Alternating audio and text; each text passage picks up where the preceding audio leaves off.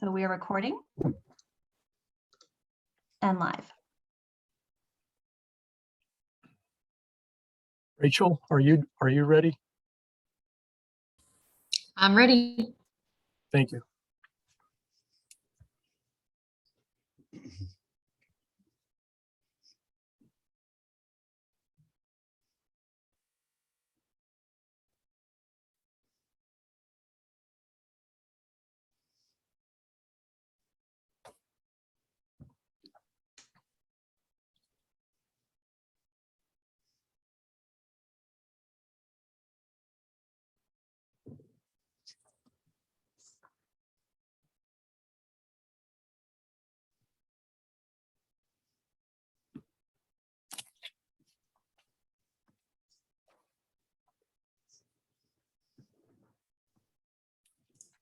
Hello, Caitlin, everyone. Go ahead. sorry, I just wanted to ask, Caitlin, do you happen to know if we have any absences tonight from the CPC? Yes, I just briefed Mike Dissett, and we have absences from member Paul Healy and member Mark Rosen. Okay, thank you.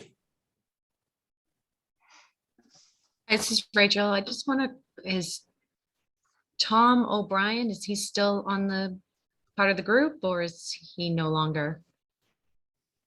I don't He see is him. part of the He's- group, but he has not joined us yet. Okay, thank No. you. He did respond affirmatively, though. If I might say, Mike, and I don't know whether Caitlin, this is Don Walters or someone else or you, but he did in that email respond, he was asking for the Zoom ID. So if someone didn't send it to him, perhaps he's trying to get the Zoom ID. Caitlin, did somebody forward him this week? I The did link? resend his link. Yeah. Okay. Well, let's get started anyway. Hello, everyone. This is Michael Dissett. I'm the chair of the Community Preservation Committee, and I'd like to call to order tonight's meeting. First off, we're going to take a roll call to have acknowledgement for the record as to who's present. Chuck Griffin, Here. Jane Healy, Here. Don Little, Present. Joe Morgan, Here. Tom O'Brien, Don Walters. Here. Okay, and I understand that Mr. O'Brien will be joining us, but he isn't here yet. Absent tonight is Paul Healy and Mark Rosen. We have a quorum, so we can proceed. Welcome to all presenters that are attending tonight to present your applications for this cycle, as well as an additional one tonight from the Parks Department on an emergency basis. As in the past, be assured that the members have all read your applications, are very familiar with them. So you can focus on the information that might not be in your application, but is important for us to know, and a brief summary of what you consider to be the high points. We are attempting to, and we were successful the last meeting, to keep the individual applicant presentations as well as questions and comments from the committee and the public to roughly 15 minutes maximum per applicant. So that's our goal again tonight. I'd like to remind folks that the members, that is, that you have a full packet from Caitlin of the materials that are referenced in the agenda. And we will consider each of those documents to be received and filed. Most importantly, the various items of correspondence. The note for our list of applications that we received is that the outdoor multi-purpose area at the Senior Community Center application was withdrawn. You will also see additional updated information in your staff report that it includes the action by the full City Council on recommending the tennis court at the knock. Recommendation we made at $40,000 was approved by the full council in a lesser amount since some monies would be received from other sources. So it was roughly $26,000 was approved by the council on that recommendation. In your packet, there was a recent letter from the mayor's office regarding the applications submitted by the various city offices and to help inform us as to what the mayor's office considers to be prioritizations of the projects and areas where there's a good chance that other funding might be down the road with the particular reference to the application regarding the Atkinson Fields. Next, number 4 on your agenda. Lise, you just want to take over here and summarize your letter about the Bartlett Mall specimen trees and the nature of that request. Sure. Good evening. Thanks for having me. The good news is that we were able to plant the trees that we had planned to do, and they are thriving. And we spent a lot less than we thought we would, which is an unusual circumstance. And there are a couple of reasons for that. One reason is that the supply available, the trees were much smaller than we had anticipated planting. And, but they're fine. They're doing very well. They're healthy trees. The growers just didn't have the mature trees that we had intended to plant. So they cost less.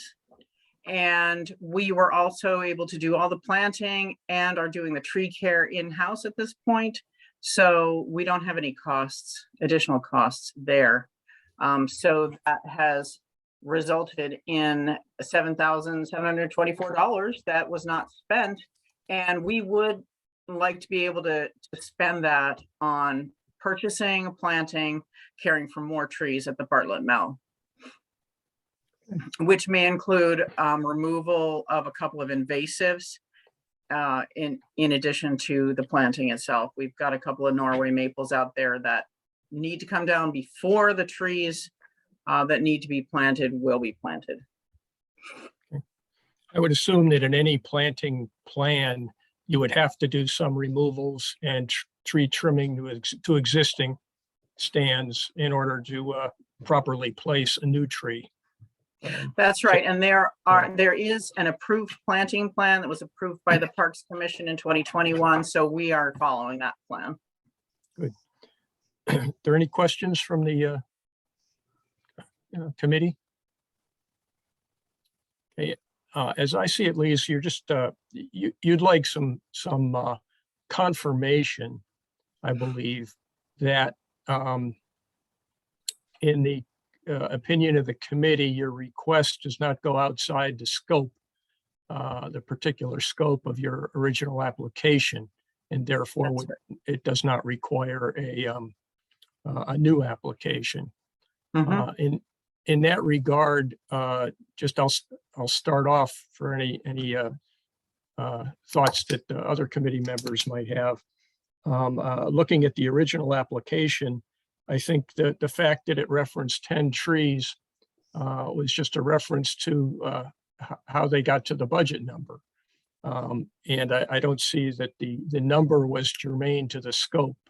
The scope is to put new trees in. So if they, good for them, saved money by whatever circumstance, it's my thinking that it's the same scope, more efficient use of the money, and God bless them. So any other comments? No, I think we should wrap this agenda item up with a confirmatory vote. And if I could have a motion from someone that the request for the use of these saved funds is within the original scope of the project. I'll make a motion that these funds can be used as presented. Okay, is there a second? I'll second. Mike, Don Walters. Thank you. Any further discussion? Okay, let's do a roll call vote. Chuck Griffin, Yes. Jane Healy, Yes. Don Little, Yes. Joe Morgan, Yes. Tom O'Brien. Tom, you're muted.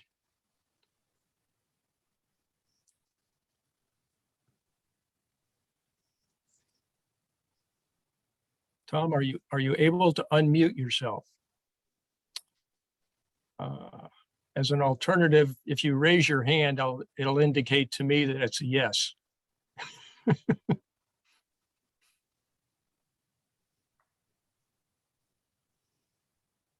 I'll finish the roll call and there you go. Hello, Yes. Tom. Oh, That's a yes. Good. Welcome. Thank you. Don Walters, Yes, yes. chair votes yes.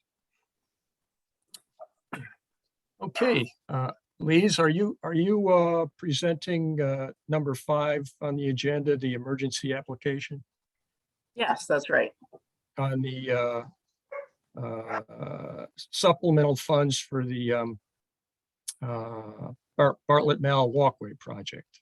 That's right. Okay, you have the floor again. Okay, the CPC graciously funded $83,000 in 2020 to replace some of the walkways on the upper level of the Bartlett Mall. And that project was pretty much shut down by the pandemic. So we have now come back to it. It recently went out to bid and came back significantly over the 83,000. So the lowest responsible bid that we got was 38,658, higher than the 83,000. I've also added a 10% project contingency onto that. So that gives us a total request of 51,000. Okay, so looking to as for an additional 51,000 to cover that increase in cost coming in with the actual bids. I assume those are actual bids, right? The actual bids, yes, we've Yeah. checked the references. They're all good. The Okay. winning bidder has agreed to extend his price for another till the end of April. So we at least Okay. have that long. Oh, that was my next question. Okay, that's the reason for the emergency status here. Yeah. Okay, questions from the committee? Mike, this is Don Walters. I guess I'd like to just ask the question slightly different, if I may. Sure. Could Lisa or perhaps Andy or yourself go through the timeline, because it's goes through the end of April. I just want to be sure, similar like we just received generally positive news on our emergency action we did at the last meeting. I just like to be sure that all this will happen by the end of April. Yeah, so Is it- I talked with the finance department about it, and they seem to think that if it were approved, today by the CPC, there would be time indeed to have it go through the city council's process and be approved in time to sign a contract. We're ready to sign a contract with the vendor. This is Andy. I would just add that the council has a meeting on April 25th, and I think the assumption here is that they would expedite that approval as they did with the last. Yeah. Okay, thank you. I have no further questions. Any other questions or comments from the committee? Caitlin, do you know if we have any public members present? There are public members present right now. There are none? There are several. Oh, there are. Okay. Yes. Are there any questions or comments from any members of the public? Please raise your hand. And while folks are responding back to that, Chair Doucette, I just wanted to note that Tom O'Brien has joined as a panelist. Yes.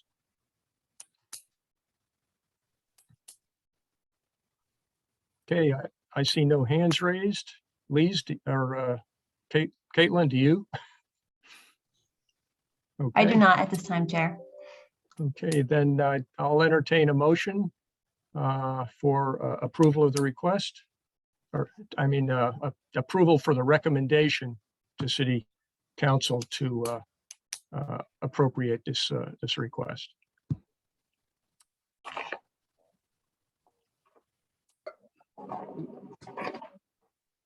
Mr. Chairman, I I'll think- make a motion. I move that the additional funds of 51,000 be approved for the walks as additional funds for the walks at Bartlett Mill. And I'll Second. second that. This is Joe Morgan. Okay, any further discussion? Okay, I'll do a roll call vote again. Chuck Griffin, Yes. Jane Healy, Yes. Don Little, Yes. Joe Morgan, Yes. Tom O'Brien. Tom, you're muted again. I do that all the time.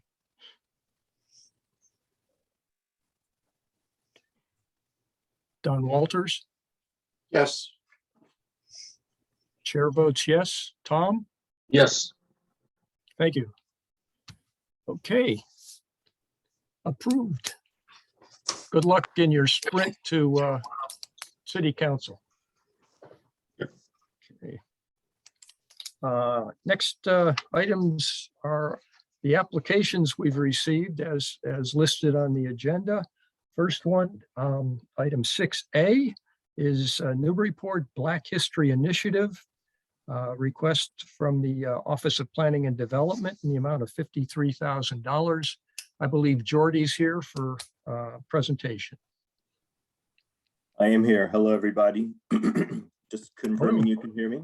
Yeah. Yes.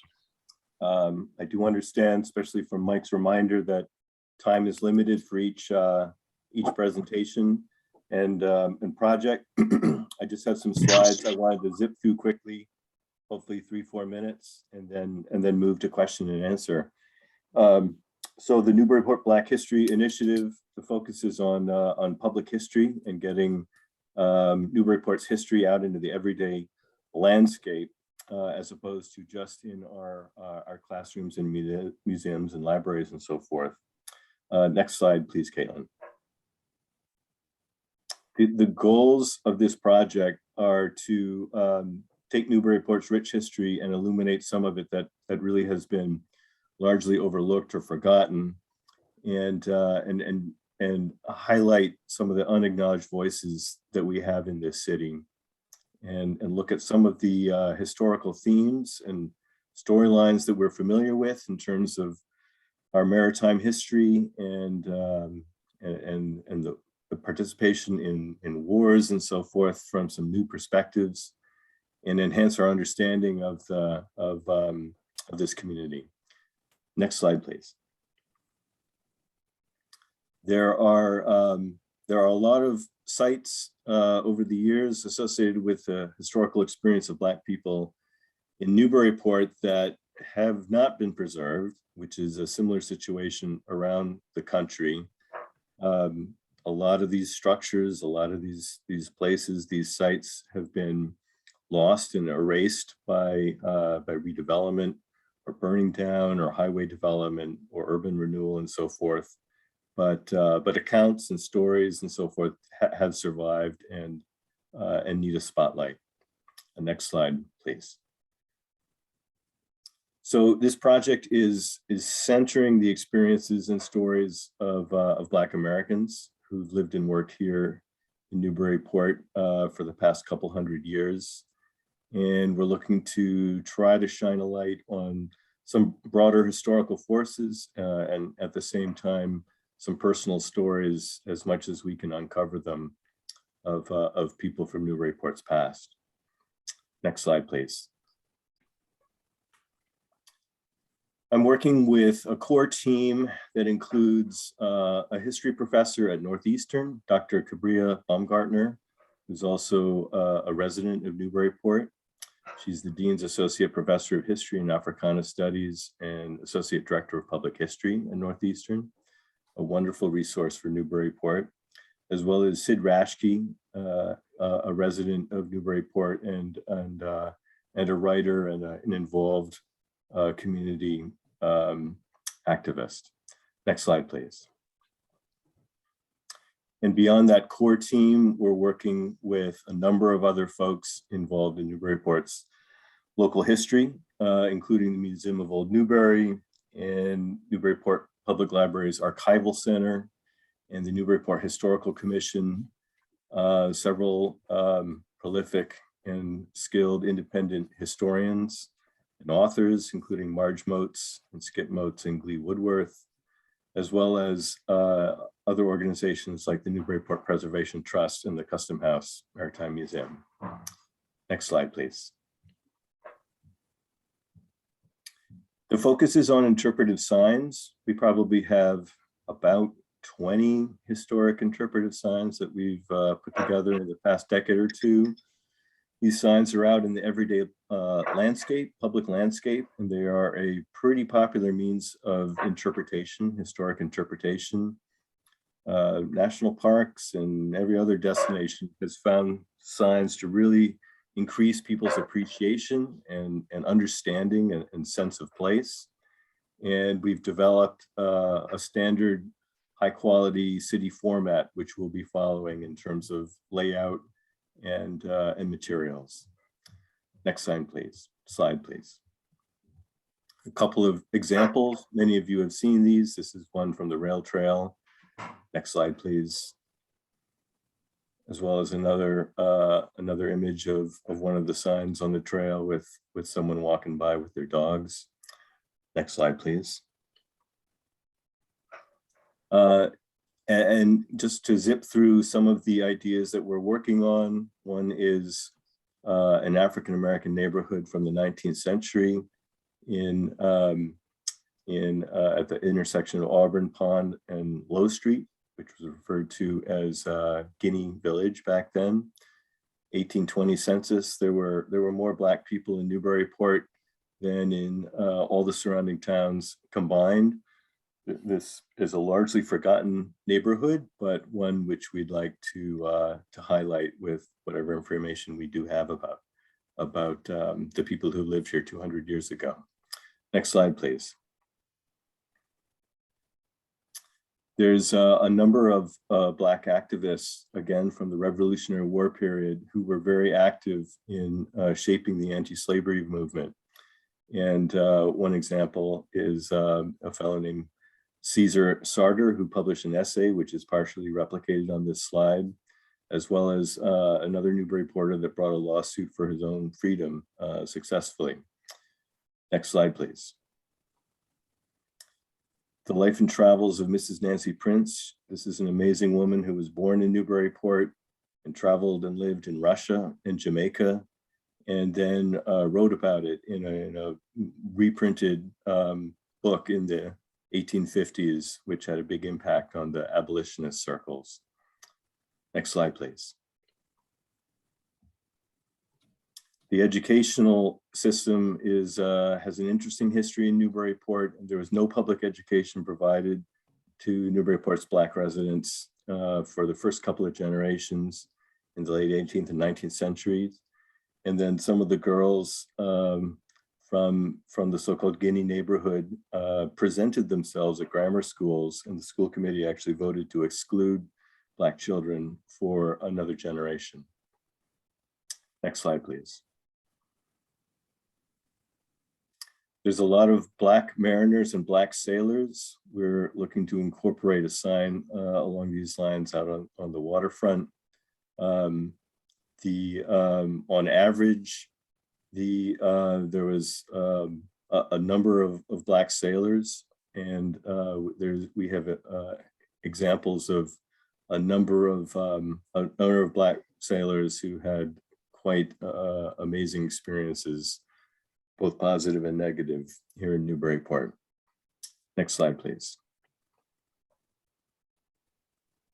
Similarly, there were many men from Newburyport, many Black men from Newburyport who served as soldiers and sailors in both the Civil War as well as the Revolutionary War, including the very famous Massachusetts 54th Regiment.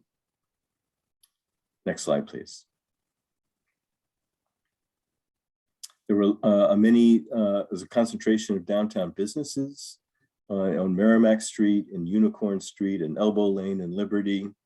And we'd like to highlight and identify some of those businesses that used to be there. Most of those buildings have largely been removed over the years due to redevelopment and urban renewal.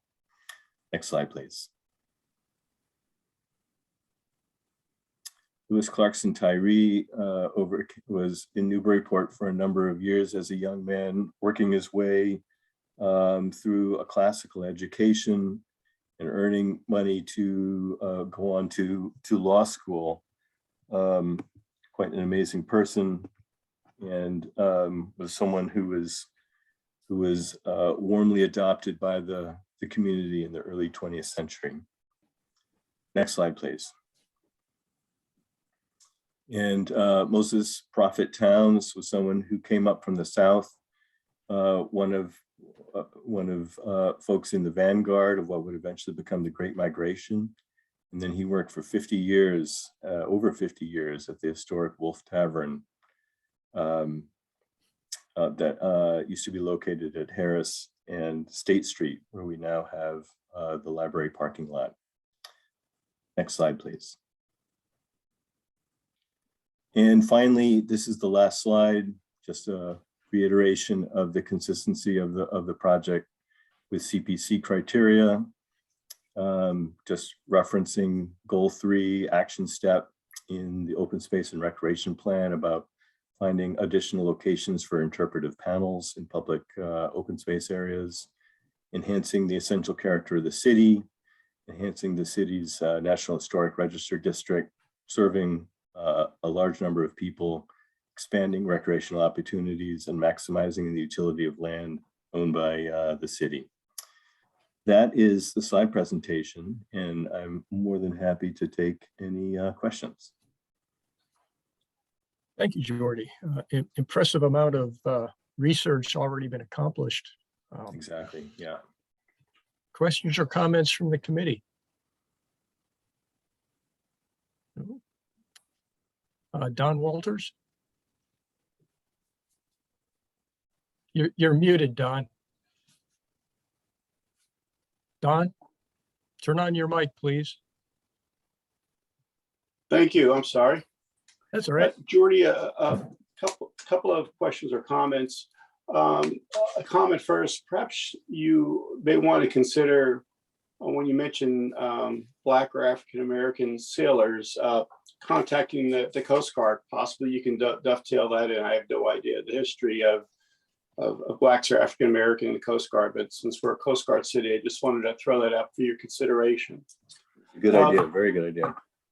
Second, I'm looking at the budget, and it seems it's a very reasonable price for the installation, $650 per item. Is that because we're using our city employees to do that, or is that an outside contractor? That is actually an outside contractor.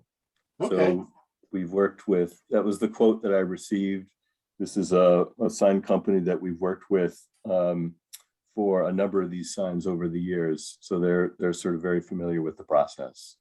Great. Okay, that's all I've got. Thank you very much. Good luck. Thank you, Don. Any other questions or comments from the committee?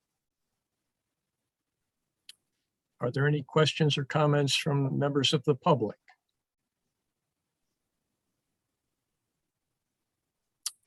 Okay, and I guess we're all set. Jordy, thanks for presenting. Okay, great. Thank you for everybody's attention. You know where to find me if any other questions come up. I think this is an exciting initiative that has a lot of support, and we'll look forward to your deliberation. Thank you. Next application is for the Joppa Park Improvement Project.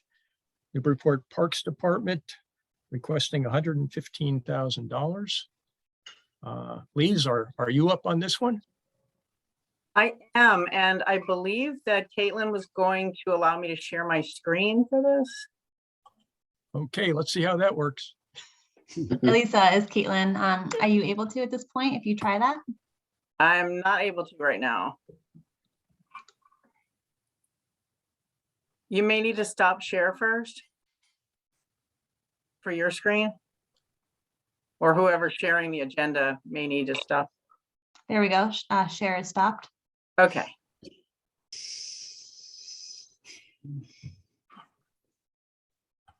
Oh, wait, wrong one. Sorry. That's working. Okay. Things to come. All right.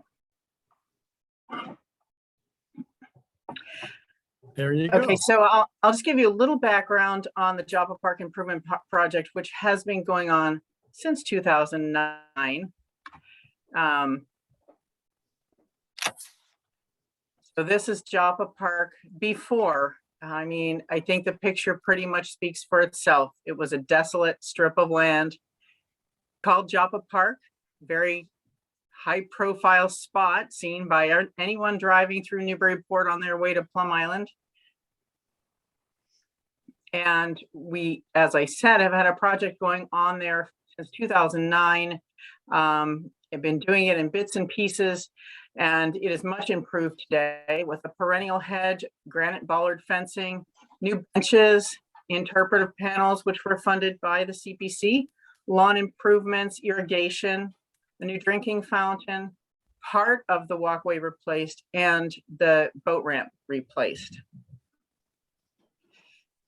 The walkway, this is the walkway before, and this is what we're talking about funding tonight, is the walkway itself. So this walkway, the problem with this walkway is that the seawall itself is structurally sound, but what happens is that the tide comes in under the riprap that supports the seawall, and it draws out the materials that are supporting the walkway.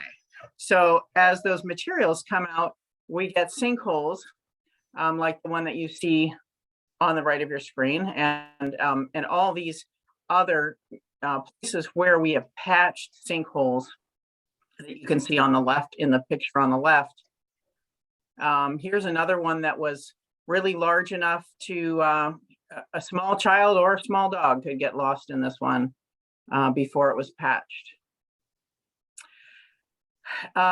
In 2018, we were able to replace a portion, about a third of the walkway, and it has held up tremendously well over the last 4 years, 3 winters. What we did was we excavated all the way down to the riprap. We filled the voids in the riprap with concrete. We then laid a geotextile over that and backfilled so that the tide cannot come in and remove that backfill. And then we topped it with bricks. And as I said, it's held up really well. It's a nice flat surface. So what we want to do is finish the rest of it. Here on the left, you can see the remaining 2/3 is still in bad shape.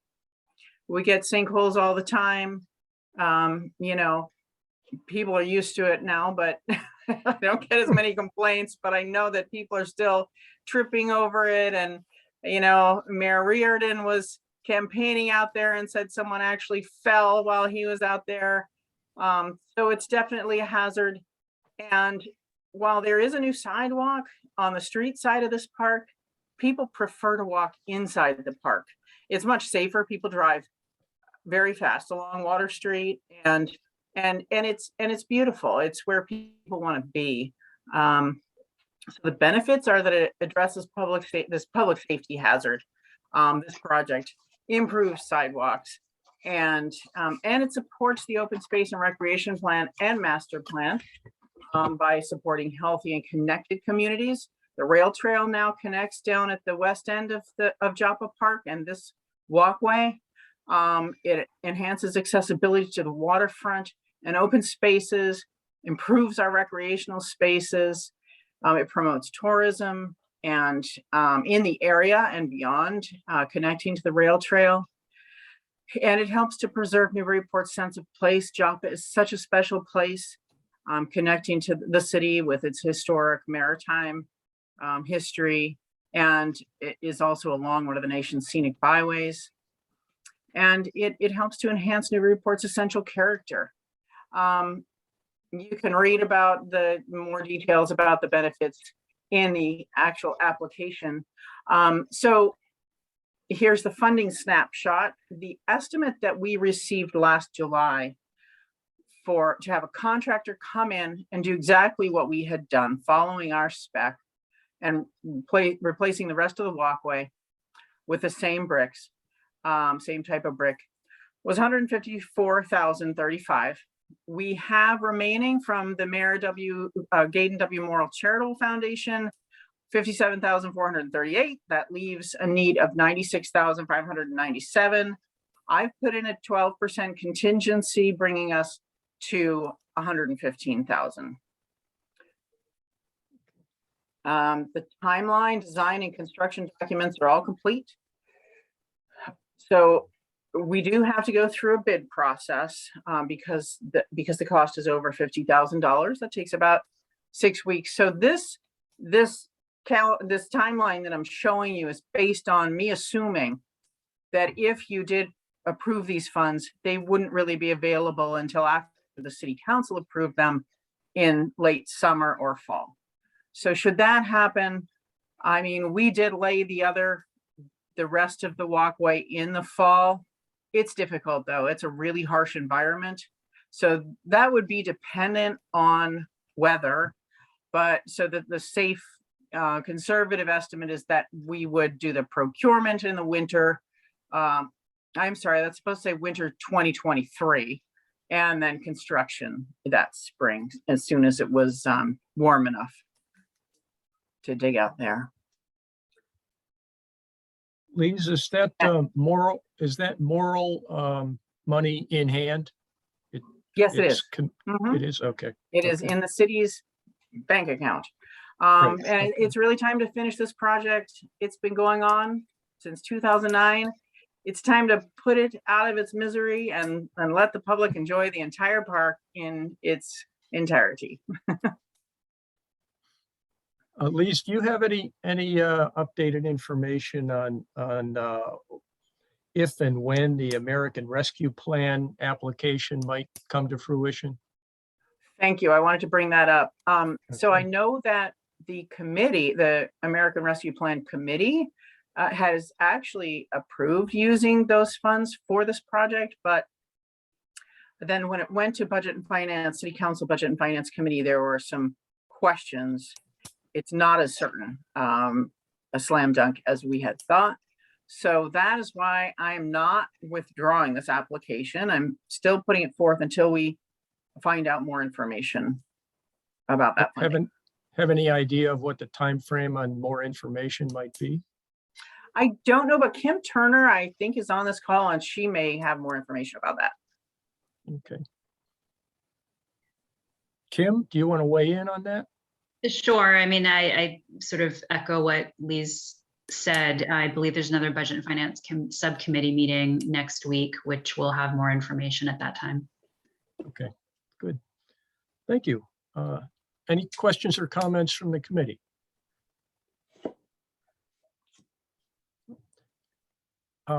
Jane Healy, your hand is up. Yeah, thank you. Lisa, thank you for explaining the sinkhole mystery. I've always assumed that was the case, but now I know for sure. So that's one less mystery in Newburyport. I'm wondering about the 12% contingency because we just saw the walkways in the mile and they went up well over 12%. Are you comfortable with a contingency of 12% if we have, those delays in construction? Well, due to our funding, if we, did approve funding or recommended funding, it would be a delay. I'm pretty comfortable with it, especially given that the time frame would allow for additional moral funding if there was a little bit of a gap that needed to be filled. But seeing how we got this estimate less than a year ago, that's another reason I feel pretty comfortable. I felt like I needed some contingency, and generally 5 to 10% is, most projects. I'm being more generous in our projects these days because prices are so volatile. But yeah, I feel pretty comfortable with that number. Okay. And was there a reason why we're hiring out for this one instead of doing it ourselves? Yeah, we've really realized that we don't have the manpower for the capital projects that need to get done. There's some smaller ones we can do, and we're doing our best to do that. But we actually did hire temporary help to get the original stretch of brick done. Who they worked under Mike's direction. They were temporary staff. Unfortunately, those people are not available, which is another reason that we just kind of threw in the towel and went to find a contractor. It's very hard to find temporary help and that sort of help these days. Okay, thank you. Don Walters. Yes, thank you. Lisa, a couple of questions. In reviewing the budget that was provided and also shown on the city website, it references white option number 2 plan in several places. Would I be correct in assuming that the description of this white option number 2 plan is what you described in your presentation earlier, where you excavate down, you're going to fill with concrete, et cetera, all the riprap so it's solid, and then in turn put geotextile fabric, et cetera, and build it up from there? Is that, or is that white option number 2 something different? No, that's it. That's the Okay, correct spec. Yeah. Okay, thank you. The second thing I would just suggest, and it kind of follows a bit on Jane's, is that when you put this out, again, I would just perhaps provide some optionality to the bidder to see where you get the best price. And one would be you can supply and install it depending upon the timing in the fall, or for that matter, the winter. If he wants to do it, it's cheaper, so be it. Or supply and install in the spring, or supply in the fall and install in the spring. When you do those type of options, you may be able to optimize the bid, and there's no extra liability, in my opinion. It just allows the city maybe a bit more optionality. So just a suggestion. Okay. That's it. Thank you. Thanks for that. Any other questions or comments? No? Any questions or comments from the public? Okay. Thank you, Lise. Thank you, Kim. Moving on. We have number 6C, the Lower Atkinson Common Improvement Project, Newbury Parks Department. Do we hear from Lise again? Mm-hmm. We do. Just when you thought it was safe to go back to the back in the water meeting, she's back. Okay. All right. So Lower Atkinson Common Improvements. This is a very important project, it addresses safety issues and accessibility at Lower Atkinson Common, along with some deferred maintenance issues. So here's sort of a establishing view. On the upper left, you've got community action. You can see the playground just below that, then Merrimack Street in the foreground. In the center of the park is the existing basketball court, and then the connection to the upper green, and of course the 3 fields that are there. So here's a little bit closer view. I just wanted to show you the parking along Merrimack Street. So this is where the super safety hazard happens.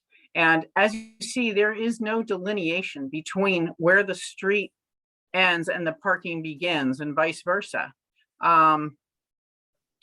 It's a very dangerous situation where people are, you can see the red line, that's generally where the parking, it delineates the parking lot.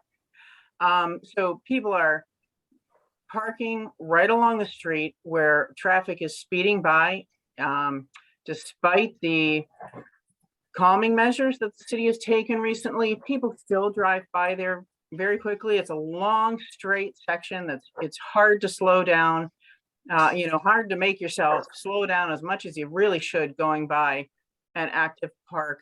Gets very busy, especially in the spring and summer with Pioneer League playing there. And so this has been the driving force for starting this project, and the playground is closely interconnected. So what we want to do is to something like this, where we bring the parking within the park, put a separation between the street and the parking lot, create a parking lot with an entrance and an exit with more spaces than are there already, and really separate it so that it's safe. And in order to do this, we need to move the playground. So I've got a little bit slow here. So this was one of the options that the CBC had funded a master plan, and Halverson Tie and Bond Studio did this. This master plan, this was the option that we were close to going with 100%. So it shows the playground in the middle of the park. That purple area is the playground. Then up at the top is a full-size basketball court. And then the clubhouse would have been moved to the center of the park as well. But so the price tag on this improvement was $3.1 million. And Kim Turner and the Parks Commission worked with that design and changed it around a little bit to reduce the cost by leaving the main difference is that the clubhouse is left in place where it is. Now we're still getting 65 parking spaces, whereas currently you get maximum 60 and in a not an organized fashion here along the street. So, so you've got the basketball court actually stays pretty much where it is. And then the playground is sort of hard to see from this picture, but those strange shapes just below the basketball court are where the playground would go. And we've got sidewalks, a 5-foot shoulder, and then a 5-foot sidewalk along the street, and then a 5-foot sidewalk as well coming up into the park along the parking lot. And then the walkway would be reduced in size. Right now, there's a tremendous amount of asphalt in the park that doesn't need to be there. It's a huge walkway that runs the length of the park, goes right through the basketball court, and it's all full of tripping hazards, cracked asphalt. So this would replace that walkway with something narrower, big enough for a fire truck to get through if necessary, but small enough that it can pass beside the playground and the basketball court, and really be much more attractive, much more accessible, and remove that impervious surface. So here, okay, and this is a little bit of closer view, so you can see the playground area a little bit better just below the basketball court. Here are a couple of images of the playground itself. So we have constructed this playground, designed the playground to be fully inclusive. That means that that children of all abilities can play on any of the equipment, really. So it would include a poured in place surface. This shows bark mulch type surface, which we would not use. We would use a poured in place surface. We have found that we simply don't have the staff to maintain the engineered wood fiber. As well, it needs to be maintained to keep it an accessible surface, and as well as being safe, having the impact attenuation that it needs to have. So we plan to do a poured in place surface. The rods and ropes play, which you see in the foreground on the left, is that's all ground based, and within the recommended reach ranges, everyone will be able to be within the social environment in this playground. We have musical components that will provide sensory stimulation. And here's another shot of the rocks and ropes. And then it also will include swings that can be accessed by children with disabilities. Here's another image. And this would be in the 2 to 5 year old end of the playground, which is opposite the image that you just saw.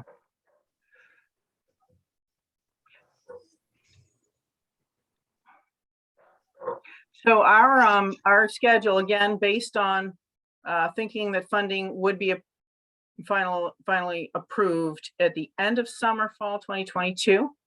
Our pre-planning is all complete. Looking at it, design engineering is almost complete. So really what we're left to do is to advertise the construction bid and build the playground.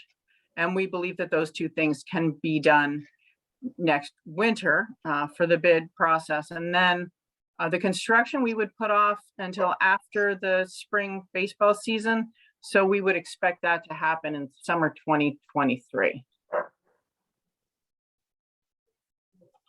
So, I have to say the safety issues at this playground are pretty serious. I think most people you talk to say, gosh, I can't believe someone hasn't been killed out there. And, rather than have 20/20 hindsight here, when we do lose a child or a grandparent or a parent, I'd like to see us be proactive and have a clear vision of the future and fund this whole project now while we have the opportunity to avoid tragedy at this park.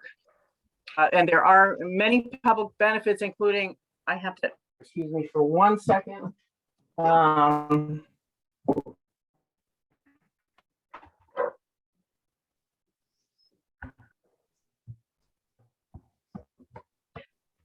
So in addition to the obvious public, clearly accessibility issues that are called out in both the master plan and the open space and recreation plan, care of our park facilities, and also connectivity that, it supports the open streets as well as the safe routes to school.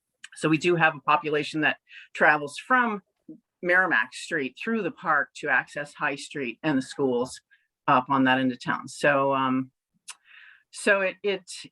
it really does address many of the issues that our city has wanted to address in the grand scheme of things. And that's all. Please, thank you. Question, if you want to comment on it now, in your application, it indicates that there are 2 committed sources of additional funding in the total amount of $55,000, and then an as yet uncommitted American Rescue. Is that in the same queue as the one we spoke about before?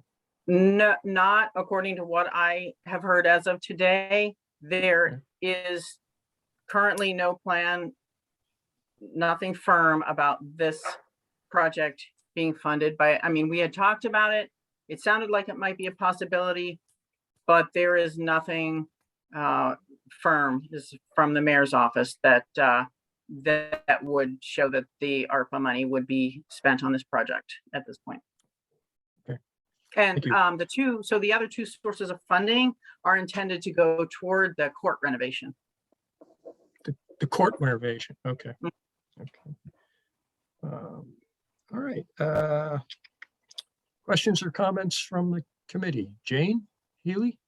And bear with me, Lisa, this is gonna sound rough, but it'll make sense in the end.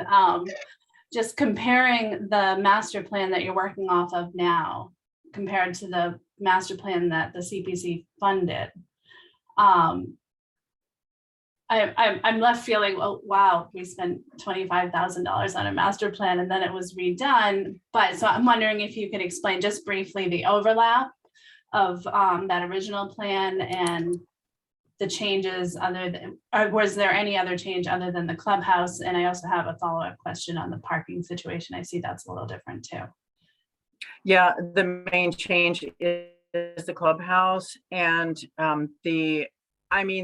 so I know that Kim used that master plan to base her redesign on. I mean, so essentially, most of the design was provided by that master plan. She just had to tweak it a little. So we use that extensively. Even though it looks different, it's very similar. And it was not wasted money by any stretch of the imagination. The whole process that we went through with the meeting with stakeholders and finding out what people wanted, that was all valuable. And in the final designs will be used, can be used for a long time to come, including the surveys that were done. There were surveys involved with that, and all that is useful material to have. And in terms of the parking, it's not that way off from what was proposed from the master plan, that option that we had chosen. Obviously, it's a little bit different because there's that bump out with the clubhouse right in the middle. But we've worked with Pioneer League on what they feel is best in terms of drop off, and they're very happy with this scenario. And really, so the option that we had gone with master plan that Halverson had designed had, I believe, 70 or 71 parking spaces out front, and we're at 65, so we're pretty close. It's not that far off. And as far as the design engineering, that's all being done by the DPS. So we're saving money in that way, that we don't have to go out and re-engineer the whole thing. Okay, I guess my concern for the parking, it looks like there's about a dozen spaces that are the same situation where it is currently, but I could be looking at the plan wrong. But so I see the pull-in lot where, there's parking on each side and people, they'll pull out, it's diagonal. But then the one I'm looking at, it looks like there's a dozen or so spaces where people just have to back out on Merrimack Street, very similar to what is currently, but. Okay, let me see if I can. I might be wrong, so. Oh, no, Down there, yeah. Not backing out onto Merrimack Street. There is a shoulder and a buffer there. And we're still working on the details. I'm not sure if it's going to be a planted buffer or just a hard edge, but there is definitely a separation between the street, a physical separation between the street and the parking. Okay, but people will still have to back out onto the street. No, not onto the street. Not at all. There will be a travel lane there. And let me see, I might be able to bring up the actual engineer, the John Eric White and Diane Gagnon's. If you have a second here to let me dig up the newest plans, I can bring that up and show you. And that will make it, I think, make it a little more clear. Parking plans.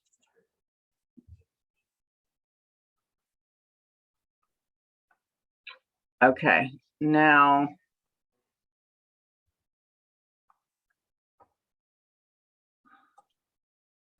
If it's hard to access, Lisa, just feel free to forward it to Caitlin and she can get it to us too. Yeah, I have it. It's just a little slow. My system's a little slow. So, okay, I've got it up. Let me go back here and share it with you guys. Okay, so let's see if I can zoom in here. Scoot down. Oh, I see. Okay. This is the section you're talking about. Yeah, it looks, so you can see in the actual plan that there is a travel lane here within the park. Okay, So- that makes me much more comfortable. Thank you. Okay. And let me even zoom in a tiny bit more. And you can see there's a 5-foot shoulder and then a 5-foot sidewalk. And then some other thing here and then the driveway basically. Gotcha. All right, and I beg my fellow members to have patience. I have a couple more questions. One, Mike addressed, I was wondering about the time, possible ARPA funding. And this might be a controversial question, but has this ever been considered as part of the Streets and Sidewalks program for that? So I'm probably not the best person. It has been, we did include this and it wasn't chosen. At least this portion of it wasn't chosen for that project. I know that some of the work that was done down in that area, I believe was funded by, are you talking about the complete streets? No, just the Mayor Reardon's street and sidewalks plan. Oh, no. Okay. So it is kind of I street and sidewalks related, just the parking, not necessarily moving the playground, but I'm just trying to figure out if there's additional funding. I can't comment on that. Okay, that's something I might follow up on then. And finally, I'm looking at your budget and I've read Mayor Reardon's letter and he mentions a $300,000 figure, but for the playground, and that's less than what is budgeted in your budget. And I don't want to put you in an uncomfortable position, but I didn't know if you had any background on that or if it's just clearly his recommendation was 300 and your budget says what it says. And that's Yeah, so his original recommendation was to fund the entire project. This new recommendation, I'm sure once he saw all the applications that had come in, needed to take a step back and reassess his priorities. This is the first time that I have ever disagreed with the mayor's and the Parks Commission's priorities when it comes to CPC funding. I've always acquiesced to what they wanted. And I am saying this, in my mind, is the most pressing project on your agenda. This should be funded in full this year to avoid tragedy. And if you, with $300,000, we can do nothing. $300,000 will sit there. You may as well keep it because it will do us no good. We may be able to remove the old playground and, you know, there's just nothing we can do with $300,000. So, but I mean, and, you know, I hate to get ahead of things and because I absolutely support the other parks projects. I still feel this one has priority. And I also feel that there's a way to do both. I feel that there's a way to fund this one in full and do the design engineering for the Bartlett Mall Frog Pond project, which is another one that's near and dear to my heart. However, that design engineering and permitting is going to take a year. So in my mind, funding that portion of that project and bonding for this, then next year, bonding for the construction of the Frog Pond project is another alternative that might be considered. Thank you, Lisa. Don Walters, your hand is up. Yes, thank you. Lisa, a couple of questions. You mentioned that the playground is unsafe and mentioned, I think once or twice, that perhaps a very serious injury or perhaps even death is possible. Of all the playgrounds we have, is this the worst playground? No, To I have wouldn't. this type of probability occurring that you just mentioned in the presentation? So it's not the worst playground. It's one of our two oldest. So we have two oldest playgrounds, and this and the Bartlett Mall playground are they. When I'm talking about serious safety hazards, I'm speaking more to the parking, really. I mean, there are things that we can do at the playground to keep them safe to a point.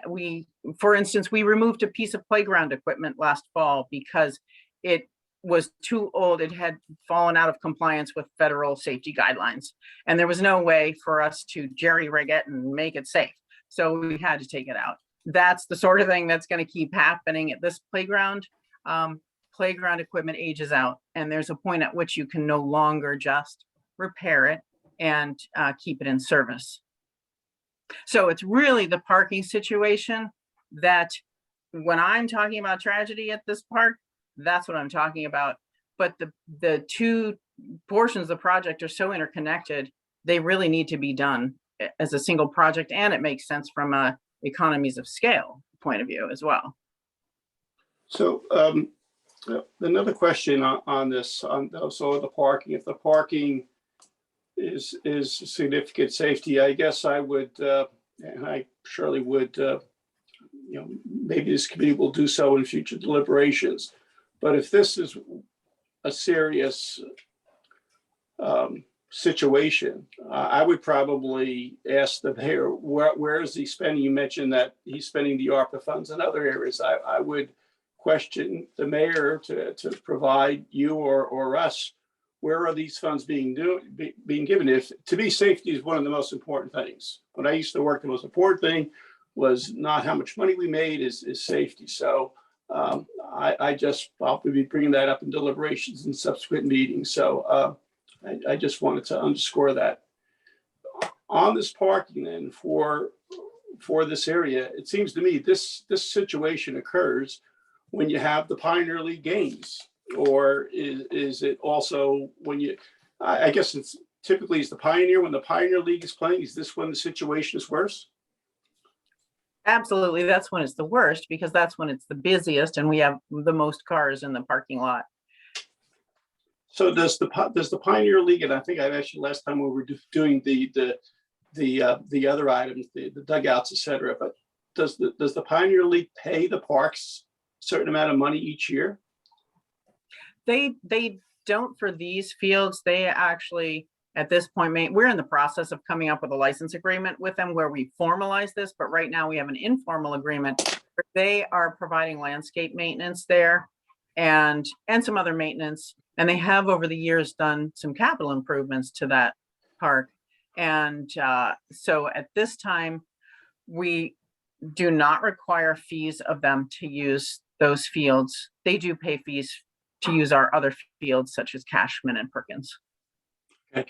The reason I'm asking some of these detailed questions, and Mike, if you would indulge, because typically I would ask some of these questions in our next meeting when perhaps you and others aren't there. So I want to have full of, my thoughts out there, so you could hopefully provide a point counterpoint. I would just say to that point, it seems to me if we're spending $500,000, $600,000 for the parking, which generally is to the betterment of the Pioneer League, and they're doing some landscaping, I would contend if you take the net present value of that capital improvement, probably the landscaping on an annual basis is much less than that. But that's just financial engineering, I guess I'm doing it in my head at least. The other thing I would ask with respect to again the traffic, and I surely go down Low Street and I appreciate that.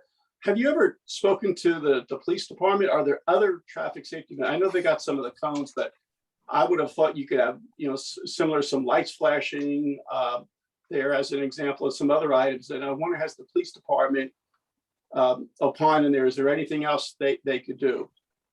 Or perhaps have nowadays with technology, maybe we can have a robot with the radar gun. I'm kidding with that one, but maybe 5 years from now.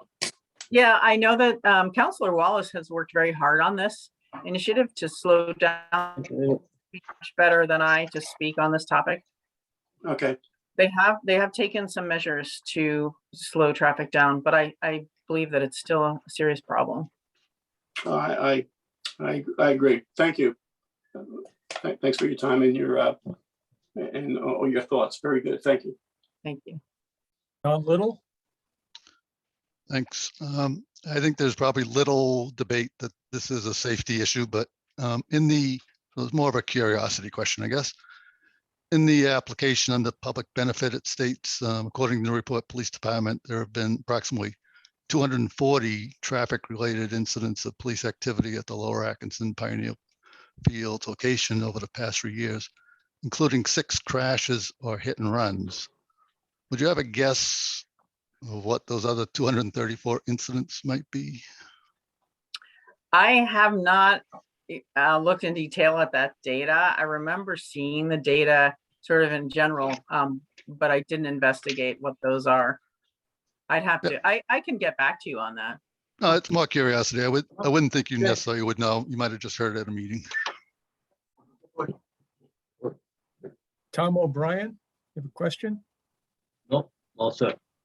Okay, thank you. Lise, quick question for me. How many playgrounds in the city have at least some accessible features to them? Well, so we are very challenged in our accessibility when it comes to playgrounds and the walkways that lead to them. We have, again, I'd have to go backtrack and look to see which ones have some accessible features, but even those, for instance, Cushing Airs Playground at Cushing Park was intended to be accessible, but it's not, because the surfacing isn't, and you can't get to a person with a handicap likely cannot get to the equipment that is intended to be accessible. Oh. That's just one example, but Okay. but we have many examples like that. Thank you. That's what I thought. Yeah. Any other questions or comments from the committee? No, any questions or comments from members of the public? Okay, thank you, Lise. Thank you. Wait, hi, Mike, this is Caitlin. There is one comment, one person with their hand raised. Okay. Okay, yes. Hi, good evening, Kristen Farrell, Hello, 28 Kristen. Spofford Street. Hi, everyone. Thank you, Lise, for your presentation. That was really informative and great. For matters of the record, I do sit on the Newburyport Commission on Disabilities, and I have 2 children with mobility difficulties. My son is a wheelchair user. Lise is correct. The inclusivity and accessibility of our playgrounds is sadly abhorrent. And I think this is a really important initiative for the city to strongly, for your commission to strongly consider, because it is a great opportunity to meld the issues of traffic safety in that area with accessibility and really start the ball rolling for the public to realize and understand what an inclusive playground actually is and what an accessible playground actually is. You just recently asked the question about accessible features in other playgrounds. I believe that all of the playgrounds have special needs swings that are in place in 2 age ranges at all of our playgrounds. However, like Lisa mentioned, it is impossible to get a wheelchair through the bark mulch at the Mosley Playground or Cashman or the Kelly School, any of the others. So, you know, without taking into consideration the school playground, which is not accessible to the public during school hours, there's not any single playground that has a pour in place surface. And that's really the primary issue right here with playgrounds overall for accessibility.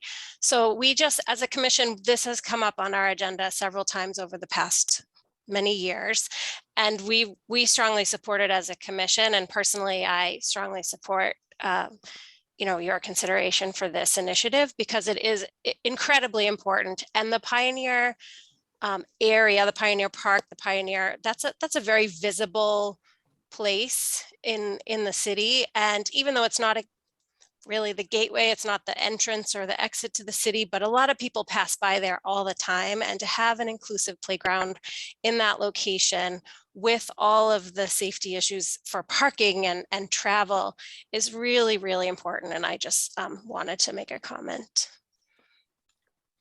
Hey, thank you, Kristen. Thank you. Thank you. Okay, but I think we can move on to 6D. which is the Bartlett Mall Frog Pond improvements. Please, you're up. Actually, that's me tonight. This is Oh. Kim Turner. I'm sorry, Kim. No Go right worries. ahead. Thanks. Thank you, Chair. I'll stay on if I'm happy to answer questions, but Kim is going to present tonight. Okay. Thank you to the committee for hearing us tonight. We are back once again this year to request additional funding to complete the Frog Pond cleanup project. Unlike the last couple of projects you just heard, this project is actually filed under the historic preservation category, so it is not being filed under the recreation or open space categories. This is in a different category together. So if you want to go to the next slide, Caitlin, please. I don't want to rehash an awful lot. You heard me speak in favor of this project last year, but just to give a very, very brief overview of the history, this is our probably the biggest, most valuable historic asset in the city. It's Newburyport's first town common. In the 1600s and 1700s, it was an area for grazing livestock, rope making, and a training ground for the militia who went on to fight in the Revolutionary War. In 1800, it was transformed into a aesthetic park. In 1805, the federal courthouse was built.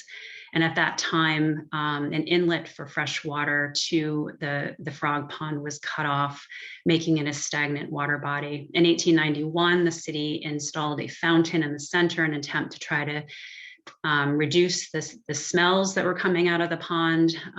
It quickly deteriorated. In 1987, that fountain was restored, but again, it was turned off within the matter of a couple of years because of the quality of the water in the pond. Next slide, please. More modern day attempts to restore the Frog Pond. This is another project that's been going on, not just for decades, but for literally centuries. In 2014, a study was done of the pond that showed the depths of the muck and identified the contaminants, which include both heavy metals and TP, which is total phosphorus in the sediment. That report recommended dredging and disposing of the material out of state, which was an extremely expensive endeavor, also not environmentally sensitive by making the problem somebody else's. It also wouldn't solve the problem because it would never actually remove the TP or total phosphorus out of the water column. In 2017, a reverse osmosis system was installed in the basement of the courthouse, but that was not effective just because of the sheer volume, again, of the TP and the sediment. The problem is that the phosphorus is actually a food source for cyanobacteria, which exists in the sediment, causing harmful algal blooms. These will continue to proliferate if the sediment is not physically separated from the water. Next slide, please. This is an image you saw last year. This is not an altered image. This is the actual look of the pond from above. This is the classic example of an HAB or harmful algal bloom, which is a critical hazard to both people and small animals. Next slide, please. So last year, due to the gracious approval of this committee, we were able to fund an engineering report that did a tremendous amount of testing in November and December of this past year. The pond and upland investigations included sediment testing, shear vein testing, which is actual looking at the structural stability of the muck in soil at the bottom of the pond, a bathymetric survey, which is a topographic survey of the pond itself, water quality testing, monitoring wells, hydrologic conductivity testing, etc. I'm sorry, I'm hearing a lot of feedback in the background. Can you guys hear me okay? Yes, we can. Okay. Those studies actually discovered that groundwater actually exists 30 feet below the bottom of the pond, which was surprising just to find out that it was so deep in that area.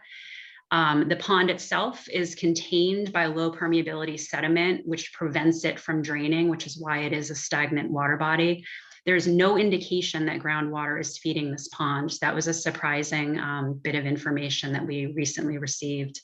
And to confirm the earlier studies, phosphorus is indeed present throughout all layers of the sediment up to 12 feet down. That was as deep as their equipment could reach, and they found phosphorus at all depths. So these hypereutrophic conditions appear to be the result of poor water circulation and accumulation of phosphorus and other nutrients from wildlife and runoff. Next slide, please. That engineering report included a very in-depth recommendation. Again, this was all part of the funding that the CPA approved last year.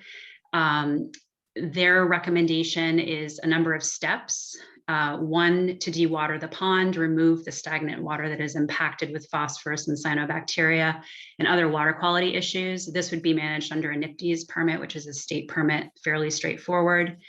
One option, I'll call it option 3A in the packet, is removing 6 inches of sediment to accommodate the liner and a stone and sand layer. And that's to keep the pond depth consistent. So they would remove the 6 inches of the top in order to accommodate that liner and the material to keep the depth of the pond water exactly the same as it is today. Another option, which would be option 3B, would be to just put the liner over the muck in place and then raise the elevation of the perimeter walkway by 6 inches. So both would accomplish the same goal, which is to keep the depth of the pond the same that it is today. While the pond is, quote, in the dry, they could move the muck around to create some sections of deeper water to support aquatic life. The geogrid would be installed for structural stability. Again, those shear vein testing did show that there were some portions of the bottom of the pond that would require a little bit more structural stability.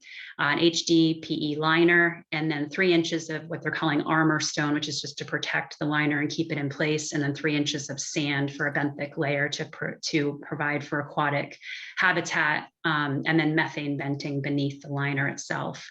Next step would be to install a pump. We'd need a bedrock well, a shallow well, because at the depth of groundwater here would not be possible. If we did put in a shallow well, it was noted that there would not be enough volume to feed the pond, and that water would not be clean enough in order to keep the pond healthy. And an outlet. And what's interesting about this is that we can actually tie into the existing historic fire suppression system, which exists underneath the streets of Newburyport. That's something that we're working on with the city engineer, which would be a way to allow us to draw down the water periodically as needed to keep the water circulation high and keep the pond itself healthy.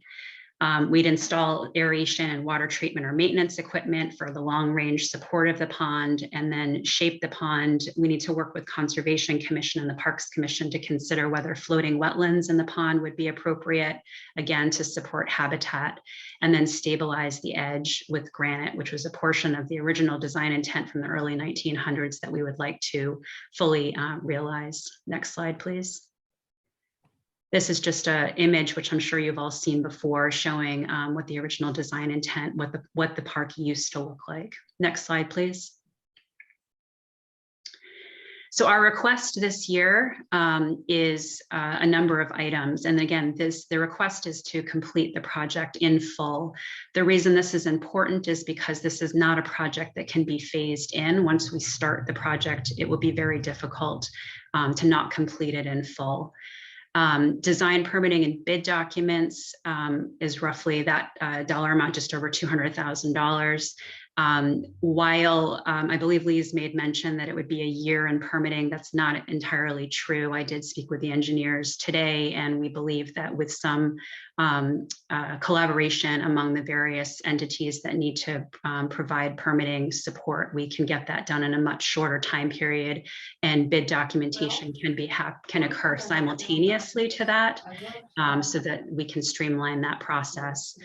Dewatering, dredging, adding the liner, pump well and outlet, aeration, water treatment and maintenance equipment, pond shaping, and then a 20% contingency that was added on by the engineering of very detailed engineering cost estimation comes to the total request for the ask, which is $2.79 million to get the entire thing done and completion. I would note that when I discussed in the previous slide the option 3A versus option 3B, the two options for keeping the depth of the pond intact. If we do raise the walkways and just put the liner down in place without doing any dredge or moving material off site, we can more or less pay for a good chunk, if not all, of the granite edge, which is something that is desired by the Parks Commission. Next slide, please. And the reason that's important is pretty obvious here from these pictures showing how the edge of the pond is eroding the base of the slopes. Next slide, please. And here's just a detail that shows what that granite edge could be. Next slide, please. And just for your own interest, if you haven't seen this yet, this is an interesting historic map that shows that fire suppression system that was installed after the 1811 fire that destroyed much of the city of Newburyport. And I think the final slide is next. So the next steps for this, if this group is so generous to offer the full funding, we will be reviewing this study with the Parks Commission on the May 19th meeting, while the Commission has approved the full master plan for restoration of the Bartlett Mouth Frog Pond, and they have received copies of the engineering report. We are hoping that the engineering team will be able to review that in person with them on May 19th meeting. We can begin the bidding, the permitting process immediately, and the bid documents, as I stated before, would happen simultaneous to that effort. We could send this out to bid with the hopes to start construction in the summer or fall of 2023. And while I don't have it on the slide and it's in your application, I just wanted to note that this project is extremely well suited to Newburyport Master Plan Goals NR-2, which is to maintain a high quality of parks, recreational areas, trails, and other open spaces that are safe, attractive, and preserve historic resources, as well as CR-5, which is to promote and support an increased level of preservation to protect Newburyport's historic built environment for future generations. Thank you for your time tonight. I'll take any questions if anyone has any. Thank you, Kim. Questions from the committee? Joe Morgan? Yeah, thank you, Mike. I am fully in support of the project. I still have some trouble with the issue of the curb that's been proposed. I believe my initial reaction was ambivalence because it doesn't seem to fit with the original intent of the landscape as proposed by Charles Elliott. And then, of course, you know, Olmsted and the philosophy was to create natural landscapes. The granite border didn't seem to really go very well with what the intent of the original intent of the landscape was by Elliott. And certainly his original drawing didn't show any curb. It showed a beach configuration, but that was really due to the varying levels of the kettle pond. So all that's well and good. Certainly there's documentation, consistent documentation saying that the Mal Improvement Association and the benefactors of the city were very interested in having a granite curb. But what bothers me right now is I'm reconciled to that. I think it's a acceptable design feature. What bothers me now is there doesn't seem to be a firm committal to it. If it's to be included in the design, I don't think it should be a contingent item. I think there should be, especially at the cost that it seems to represent. I think there should be a clear understanding whether it's in the project or it's not, and if it is in, when will it be installed? How does it sequence with the rest of the work, with the draining of the pond and the remediation and all of the engineering? If you could speak to that, please, Kim. Sure. Yes. And that's a great question. Thank you. So we did speak to the engineering team about this, and I can say that the granite edging is not a necessary element for the liner itself. The liner can be installed without the granite edging, and it would be completely functional on its own. Where we would like the flexibility is that if we are actually able to save the city dollars by not trucking out 6 inches of material off-site, if the granite edging or some sort of edging were to come in within a reasonable quote, to allow that to happen, if it makes more feasible sense to raise the elevation of the walkways and leave the muck in place and just cap it in place, the granite edge would make a lot of sense in order to stabilize that exercise. So that's why we're asking for a bit of flexibility from this group to go in either direction, depending on what happens with the engineering team and what we discover during the final design phase here. Okay. Joe, do you have any follow-up for that? Yes. When will you know the details of this? Because you're most likely it will cost more than what you think it's going to cost. If this is a typical kind of public works project, and how would you pay for only so you would have funds available for a portion of the granite border? How would you deal with the remaining part that is unfunded? Well, we do have some funding left over from the Morals for this project that was slated towards a potential granite border. That's something that we had discussed with them a couple of years ago.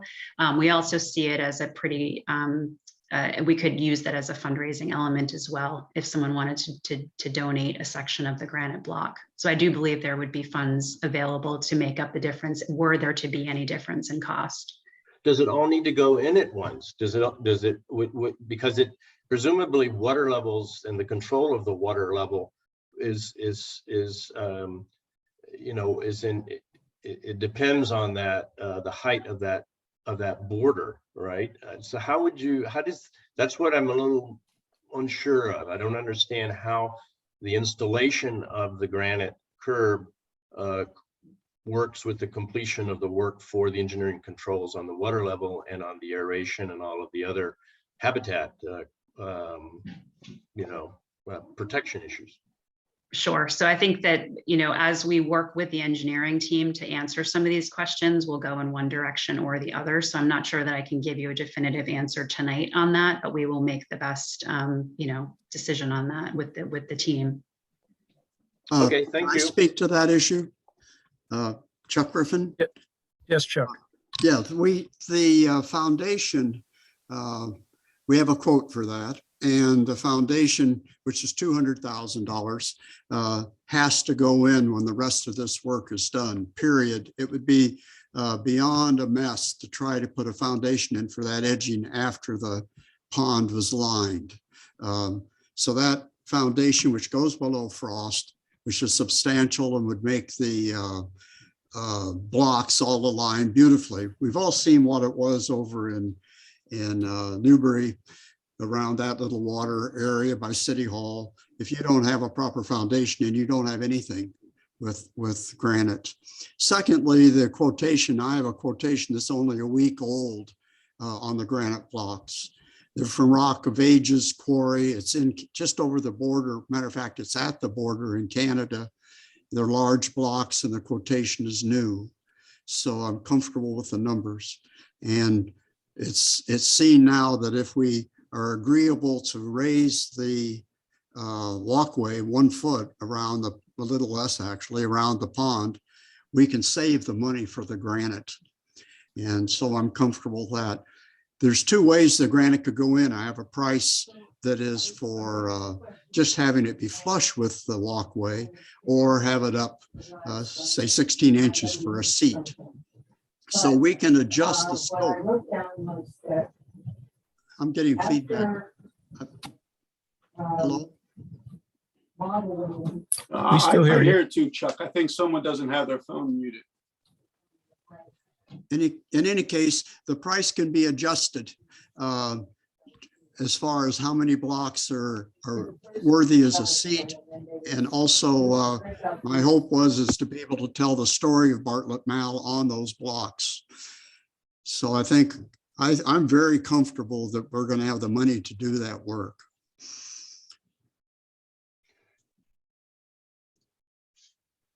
Don Thank you. Walters. Thank you, Chuck. Yes. Kim, a couple of questions. Did someone do a rough estimate of how many truckloads you need to use to haul out the 6 inches of sediment? At least 6 inches, I guess. Oh, I have to go through the engineer's report, which is a couple of 100 pages long. I could probably get back to you with that number. I'm not That's okay. sure offhand. That's okay. The cubic I'm feet, just kind of curious. I can get you the cubic foot number on. Just as an aside, in the materials, at least that's on the website, Kim, I think it's just a typographical error where you've got the design, permitting and bid documents 180, you've got 20% contingency, and you have 116,000. I think it just meant to be 36,000 because it adds up to 216,000 subtotal. So Okay, just the a reference quotes, here. yeah, the quotes are also in the application under one of the appendices that has all the dollar amounts listed out. If it's the slide that's inaccurate, I can confirm that and get you a revision. No, I don't need it. I just wanted to just mention that in case you use it for someplace else. Okay. With the design permitting and bid documents of $180,000, am I correct in assuming that when you provide an RFP for the design permitting and bid documents, that part of this RFP will, that a deliverable by the engineer, architect, et cetera, will be a revised estimate, and as such, perhaps the 20% contingency will be a different number once more detailed information is known as the design is firmed up? It's possible. In preparation of submitting this application, we did ask for a conservative number from the engineering group, and it was pretty detailed estimate. So I'm fairly confident that the number will cover what we're trying to do there. Sure. And I'm assuming when you finally do pick have the design you of this, at that point, you will have to provide which one of these options you're going to use, right? So Correct. part of the bid, which, okay, just want to be sure I understand that. Okay, that's all I've got. Thank you very much. Hey, Don Little. Hello, I got a couple comments that I'll try to tie together. Because this is a kettle pond, my thought would be that it's going to continue to gather sediment, and it will take years to. So my question really is how deep is the water right now to the top of that sediment? And the real connection I'm trying to make is that if we're not going to excavate after we dewater, which I understand it's prohibitively cost prohibitive. So when is the pond going to be like have no water in it because the sediment, it's a kettle pond, Canada geese are there a lot, leaves blow in their trash. I'm sure right now there's ice hockey nets, tons of orange cones, probably grocery carts from when First National Grocery Store was where CVS is. So I guess my concern is because we're not removing 12 feet of sediment, how do you work on the liner? It's never going to dry out enough to be solid, and kind of tie all that together, please. Yeah, those are great questions. And we did talk about this with the engineering team as well. They put down mats in order to bring equipment into the bottom of the pond, and they will be moving some of the sediment around in order to sculpt the bottom of the pond. So at that time they can take out, their intention is to take out any large structures and garbage and debris and that sort of a thing. They did send me an image of the actual construction of a similar project that's similar in scope to this, which I'm happy to share with the committee, showing how that matting system would go down to support the weight of the equipment as it's in there sculpting the bottom of the pond. And then I just found it in the report, which I have in front of me, the approximate cubic yards of sediment that would be removed should 6 inches come out would be 2,000 cubic yards. Does that answer your question, Don? Yeah, and I didn't mean it in dispute. I just was more as feedback. Sure, thank you. And I mentioned another point. if you read the engineer's report and you get it from talking to them, the items that are being discussed here for pricing, dewatering, putting down the mats, putting down a membrane, covering it with gravel and sand, etc. These are all commonly occurring products that will be put in with machines. This is not, with the exception of the granite work, which we have a price on, which is current. This is not sophisticated work. By that, I mean, it's not requiring a lot of finish processes. The price of the membranes and all that is known, and it's known currently. So I don't think I think that the risk of an upside, like as in my work as an architect, doing a building and mechanical systems and all that, that's highly volatile, but I don't think earthwork per se has gone up in the same way. Jane Healy? Hi, Kim. I just wanted to sort of get back to the timeline of things and wondering if you could expand a bit on the design permitting bidding process, the timeline behind that, and to follow up with that. Yeah, of course, the disadvantage of not funding this whole project is it's delayed, and so construction wouldn't happen in 2023. But are there any other issues beyond just that obvious of, a construction delay that you're worried about? Yeah, I mean, that's a great question. The team, when we met with them last week, obviously there's a number of permitting steps that need to happen here, not the least of which is our local conservation commission, which has obviously seen earlier iterations of this plan, but has not reviewed in depth any, exact proposal with details, which will have to happen. There are also some state level permitting processes, including potentially the Army Corps of Engineers. And I can give you a list. It's in the report, which I'm happy to share with you. So it's just, I think a lot of these permitting processes can happen simultaneously, but the engineers did believe that likely the Army Corps of Engineers permit, which I can read it, says required for any work that will result in the discharge of dredged or fill material into, quote, waters of the United States.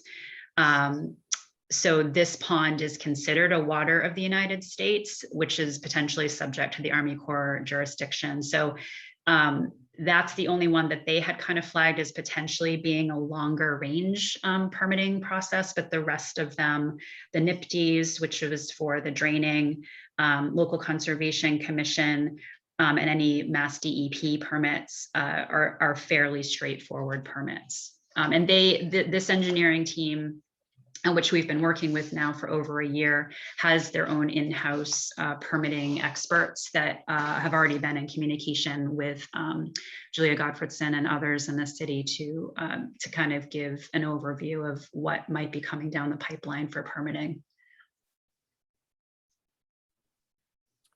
Okay, any other questions or comments from the committee? Any members of the public, questions or comments?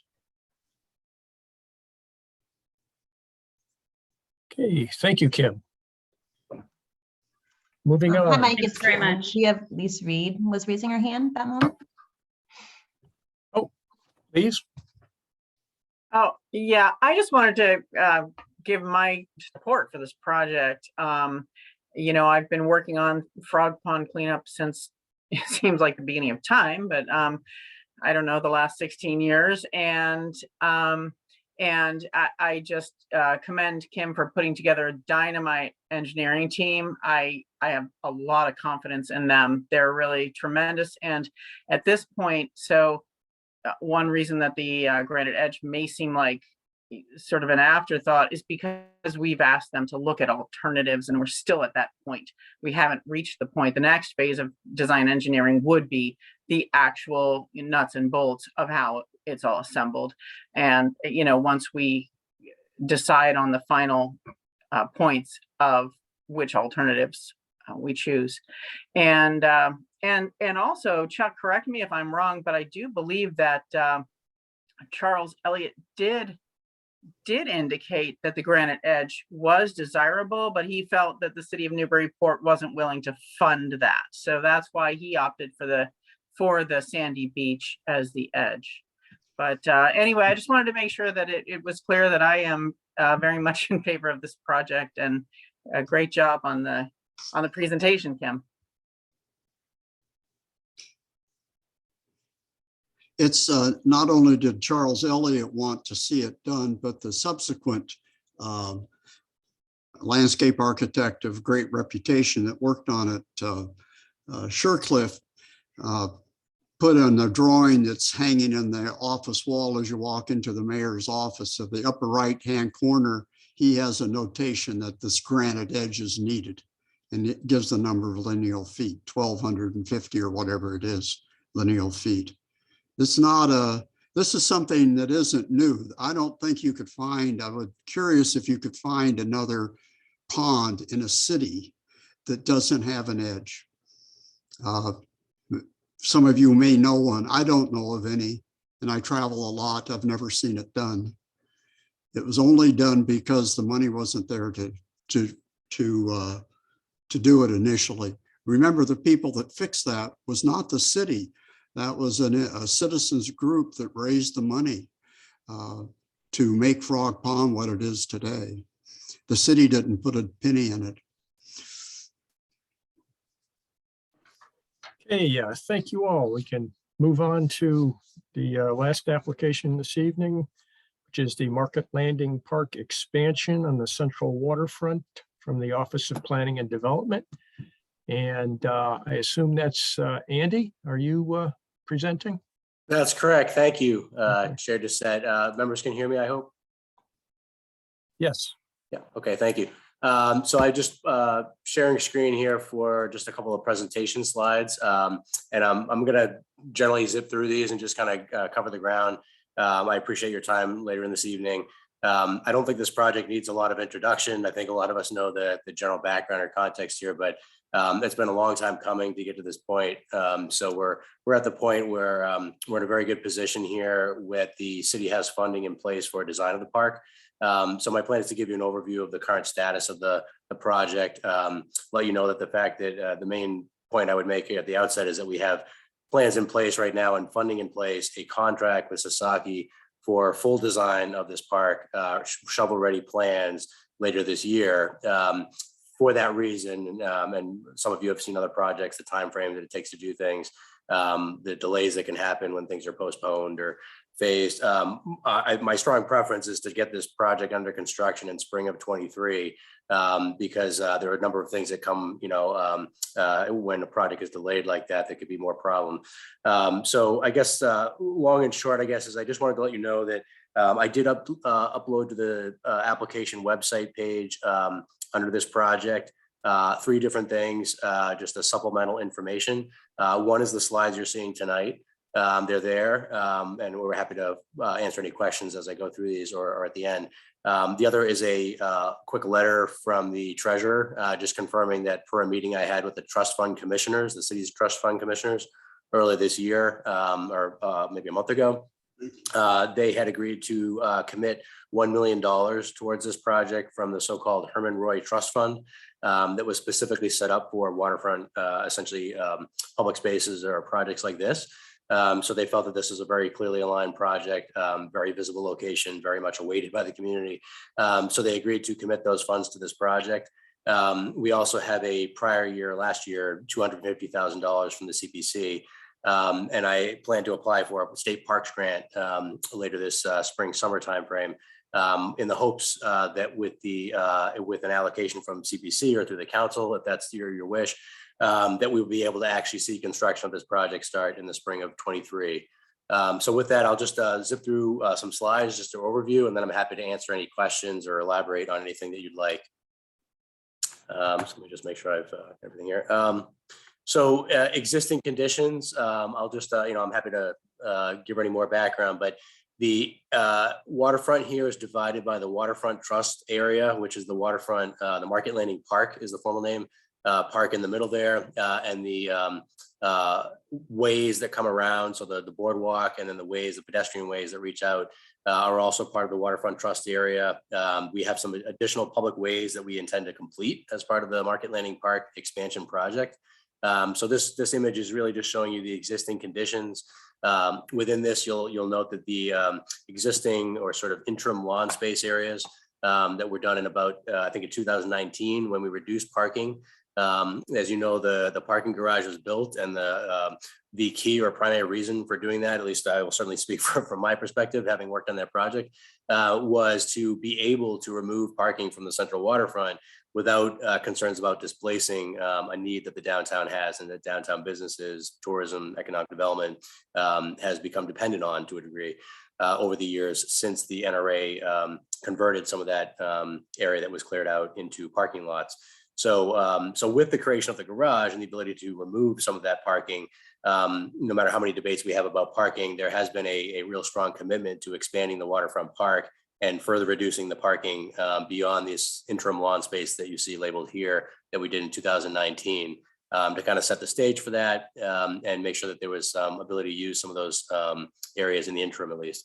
There are also highlighted here some areas in hatched red. Those are just areas, what we're calling areas of integration, where we're expecting to have a little bit more detailed work with the Waterfront Trust, because technically that's on property that they are overseeing, but they are working collaboratively with us to facilitate the final design of this project. So as we're doing work with Sasaki, we're coordinating with the ad hoc committee that's been set up by the City Council and the Waterfront Trust and others. We've had a series of other stakeholder meetings, and as we progress these plans, we're trying to address any remaining concerns regarding finer grain details. But just as context here, there is an existing visitor center and restroom. We do intend, as part of this overall scheme of this project, to replace those facilities. To be clear, the CPA request here and the initial phase, I presume, of this project will not include that. We may temporarily relocate these facilities or provide an alternative because there is a pedestrian way that we're constructing roughly where the bathroom facility is. So we will be temporarily relocating these facilities to do that park construction, again, assuming we're phasing, but we're expecting that the visitor center facility could be funded from other sources. So we're not asking for that from CPC.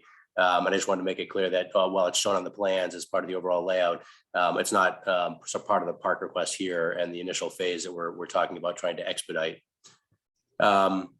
So this is the overall schematic plan. Some of you may be already familiar with this. Some of these visuals are already with the application. A few others, graphics, are just supplemental. And again, they're all posted. This image is really just showing the most recent schematic plan we have from Sasaki. We'd actually discussed this plan last night with the City Council in relation to the Restroom Visitor Center facility over here that's boxed in. That's where this box comes from.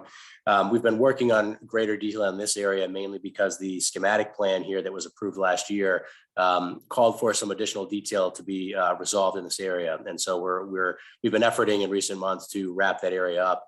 And as of last night, I think we have a little clearer direction as to how we'll wrap up the details of this particular facility in here, which has some bearing on how we do the rest of the site design in that area.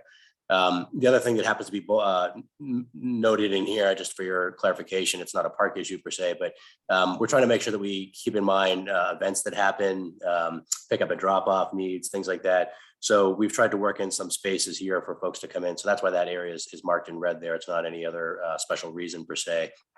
There are some amenities throughout this project that I'll speak to a little bit.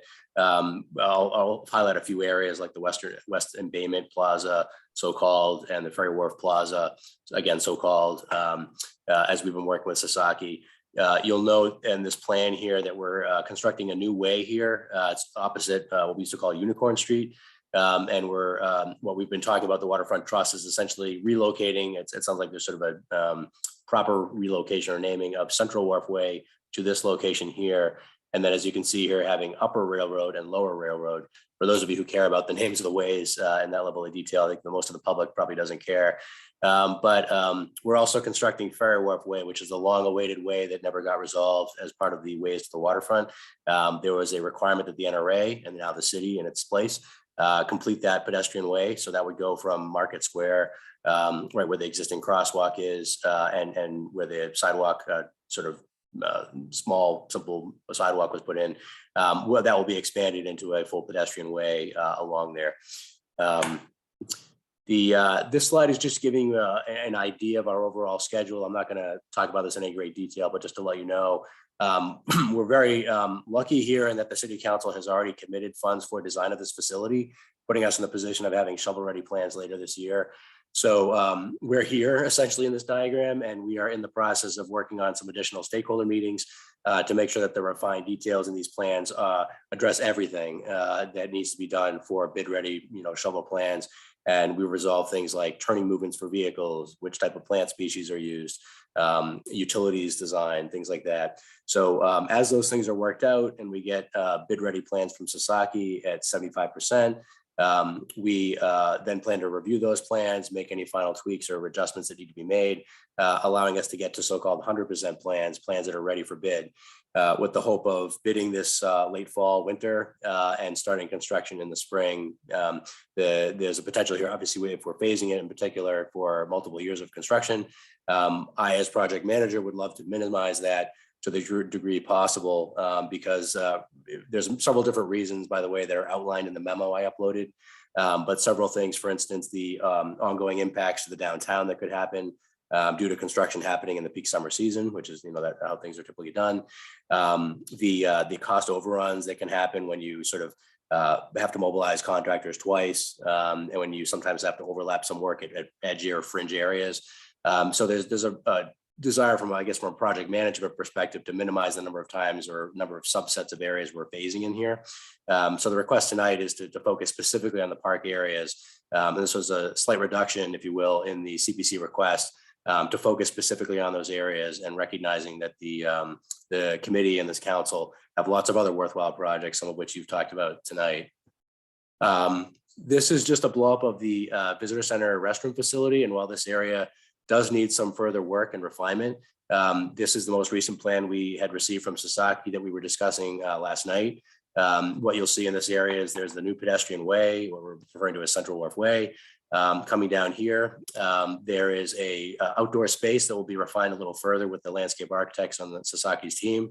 The main focal point of this area that we've been discussing for the last couple of weeks or months has been the design of this facility. On the right here, what you'll see is the most recent working plan we have from Sasaki for this facility that was vetted by the City Council's Ad Hoc Committee on Market Landing Park, if you can digest that title, last night. And that was the purpose for that was really to discuss the setup interior, the programming setup and breakdown of the sort of interior restroom design. So what you're really seeing here, just, and again, as context for a facility that would replace the temporary facilities that are there, so-called temporary facilities that are there adjacent to the park or supporting the park, would be restrooms that are located here. We would probably, it looks like we're reducing this by dropping the last section here of this facility, reducing the size and scale or cost of the project. But having essentially this restroom set up in here, sort of a portico set up around that with an overhang that folks can sort of get a little protection from the weather. Each room would be separate in this setup with their own sink and toilet or stall. We'd have mechanical equipment and a visitor booth that would replace largely, essentially what we have today. So I just wanted to let you know that while that area is still in further progress with the design team, it's an integral part here because we have to integrate the new pedestrian way, and that has had some bearing on the building design anyway, has had some bearing on how we do that area. You'll also notice we're trying to add in here some electric vehicle charging stations, our spaces and stations, as well as accessible spaces. We'll flush out some further details in this. Parking has been the source of some recent debate in relation to Market Landing Park. While there could be some increase in number of spaces, I think the fundamental commitment that the council had made, over a couple of years, but including last year's approval of the schematic plan, was largely to expand the park space, and that does necessitate a further reduction in parking. So while there may be some continued discussion about what that right threshold is, I think there's an expectation here that we're also further reducing parking from the existing interim lawn spaces that were put in. We are putting interpretive panels in the project, and this is just an illustration of what you see at Brown Square. It's the standard spec we have for the type of signage. You've probably seen, a number of you have probably seen a lot of these in projects Doherty's worked on and Lee's worked on, and the in-street project, that I'd worked on with these. There's a couple of other places, but this is a pretty standard panel, so we plan on using the same sort of setup. In the park itself, we have identified a couple of locations we'd like to focus on, some specific areas of history and context that we think are important. So this is just kind of a highlight, things like indigenous peoples, the urban renewal, the early European settlements that are sort of in the area, shipbuilding, the maritime economy, life on a ship, what that would be like for folks, Newburyport in wartime, and Black sailors. And that has some tie into some of the work that Jordy had mentioned earlier tonight that he's working on. This is a cross section of the park, just to give you an idea. We are designing this park to accommodate sea level rise as best as we can, looking out into future decades. Jordy has been working on the bulkhead project here next to the boardwalk. So what we're doing here at the bulkhead project is raising that wall, not to impede any views, but to raise it high enough that we're anticipating future sea level rise early, rather than waiting until the end to try to add on to that wall. So without talking more about the bulkhead, although I'm happy to clarify on things on that, we're efforting on that project that's close to the water's edge to protect for sea level rise and raising the park grading as best we can while meeting existing grades at the fringe. We are raising the grades as best we can and addressing sea level rise as best we can with this project. Resiliency is something we're trying to, and sustainability are things we're trying to incorporate in all our projects going forward. And this project is no exception to that. So again, this is just showing you a cross section across the park expansion. This is essentially a wing off of Market Landing Park that you see today. This is actually the main space here, the firehouse, sort of back here. This would be an expanded wing on the east side. You'd see the shared use path. This is this sort of swing trellis structure. I'll show you a graphic of that in a moment, but a swing trellis structure, some landscaping and buffering, which we currently don't really have much of between the park and the parking. Some additional landscaping that may be embedded in the parking and deal with stormwater management, and to try to convert what we have as current parking that sort of the park bleeds off into parking. We're trying to make sure that the park has some landscaping that goes with the parking that really makes you feel like you're in a park, and not having you feel like you're bleeding off into gravel parking spaces any longer, into the future. These are a couple of focus areas. Some of them are sort of existing and things we're redoing. Some of them are new features that Sasaki has proposed to put in the plans. One is the Summerbees Sculpture Plaza. That's nothing new, but we obviously intend to make a couple of tweaks in that area for the shared use path to come through. But that is a focal point, obviously. There's what's being referred to as the Westin Bayman Junction, and there's been a suggestion of a boat or some other sculpture like that might be in there, along with an expanded plaza area. And again, we'll have some renderings in here from Sasaki to illustrate that.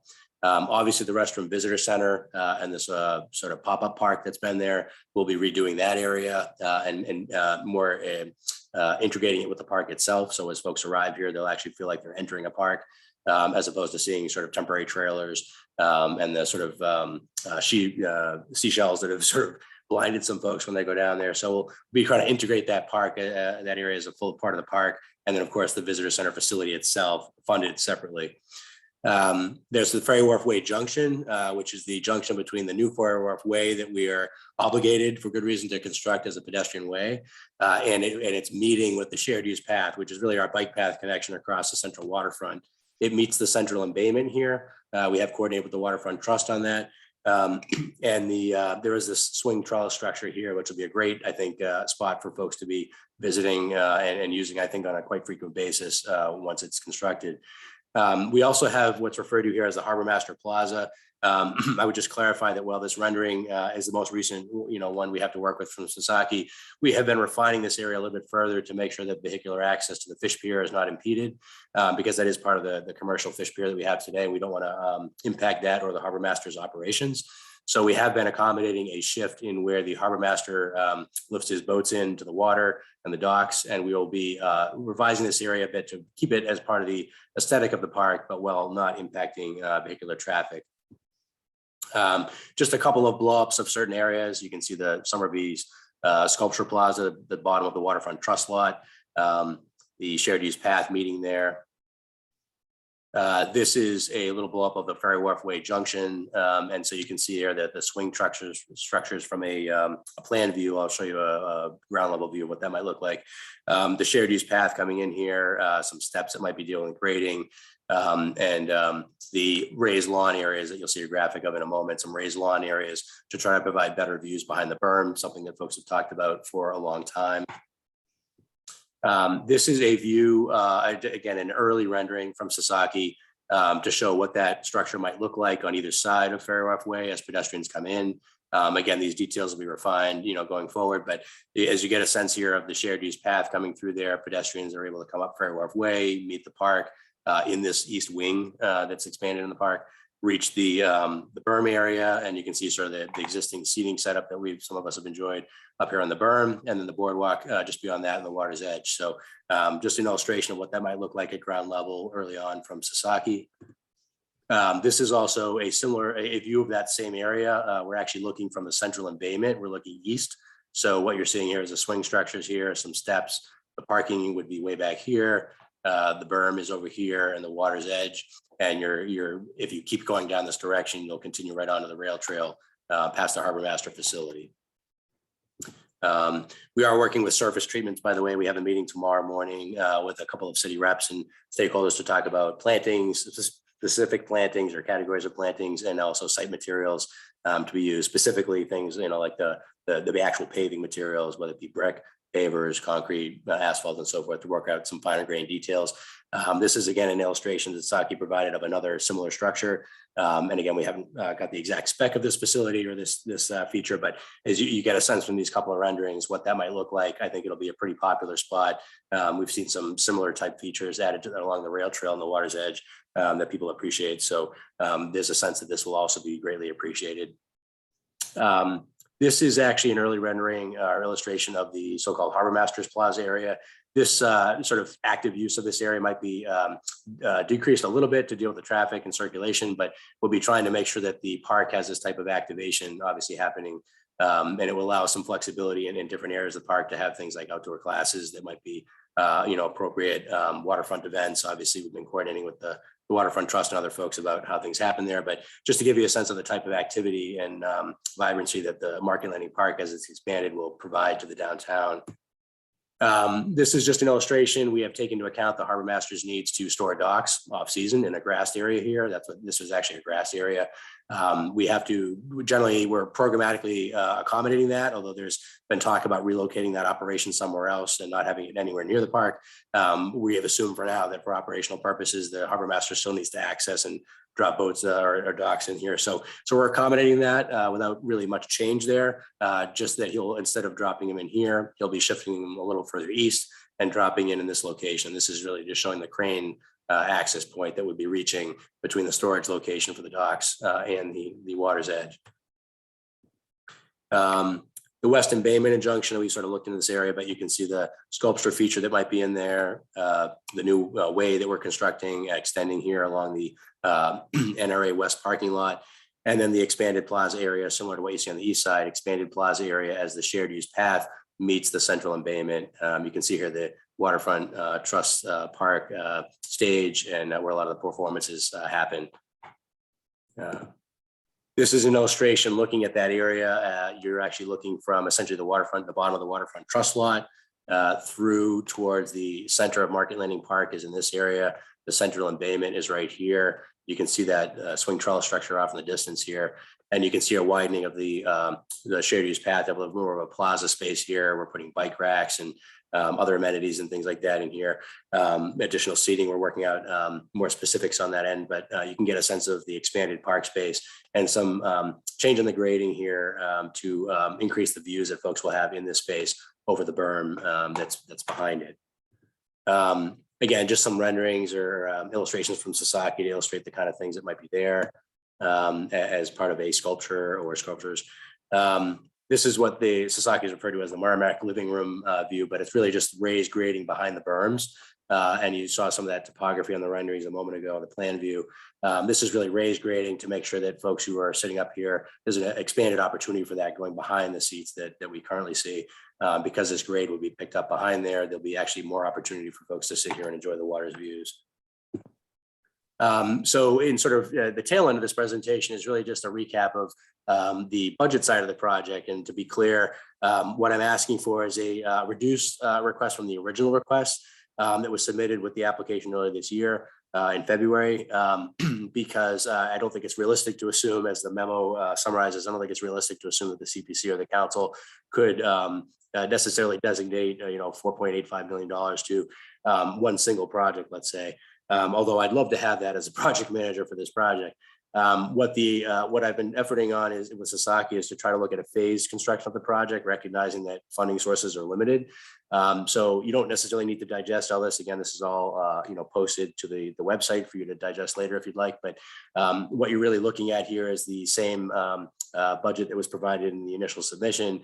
I've emphasized here in the red box the two main categories here for the park piece. If you put aside the architecture for the visitor building, we have an estimate of the overall categories of work involved with the park construction and the subtotal.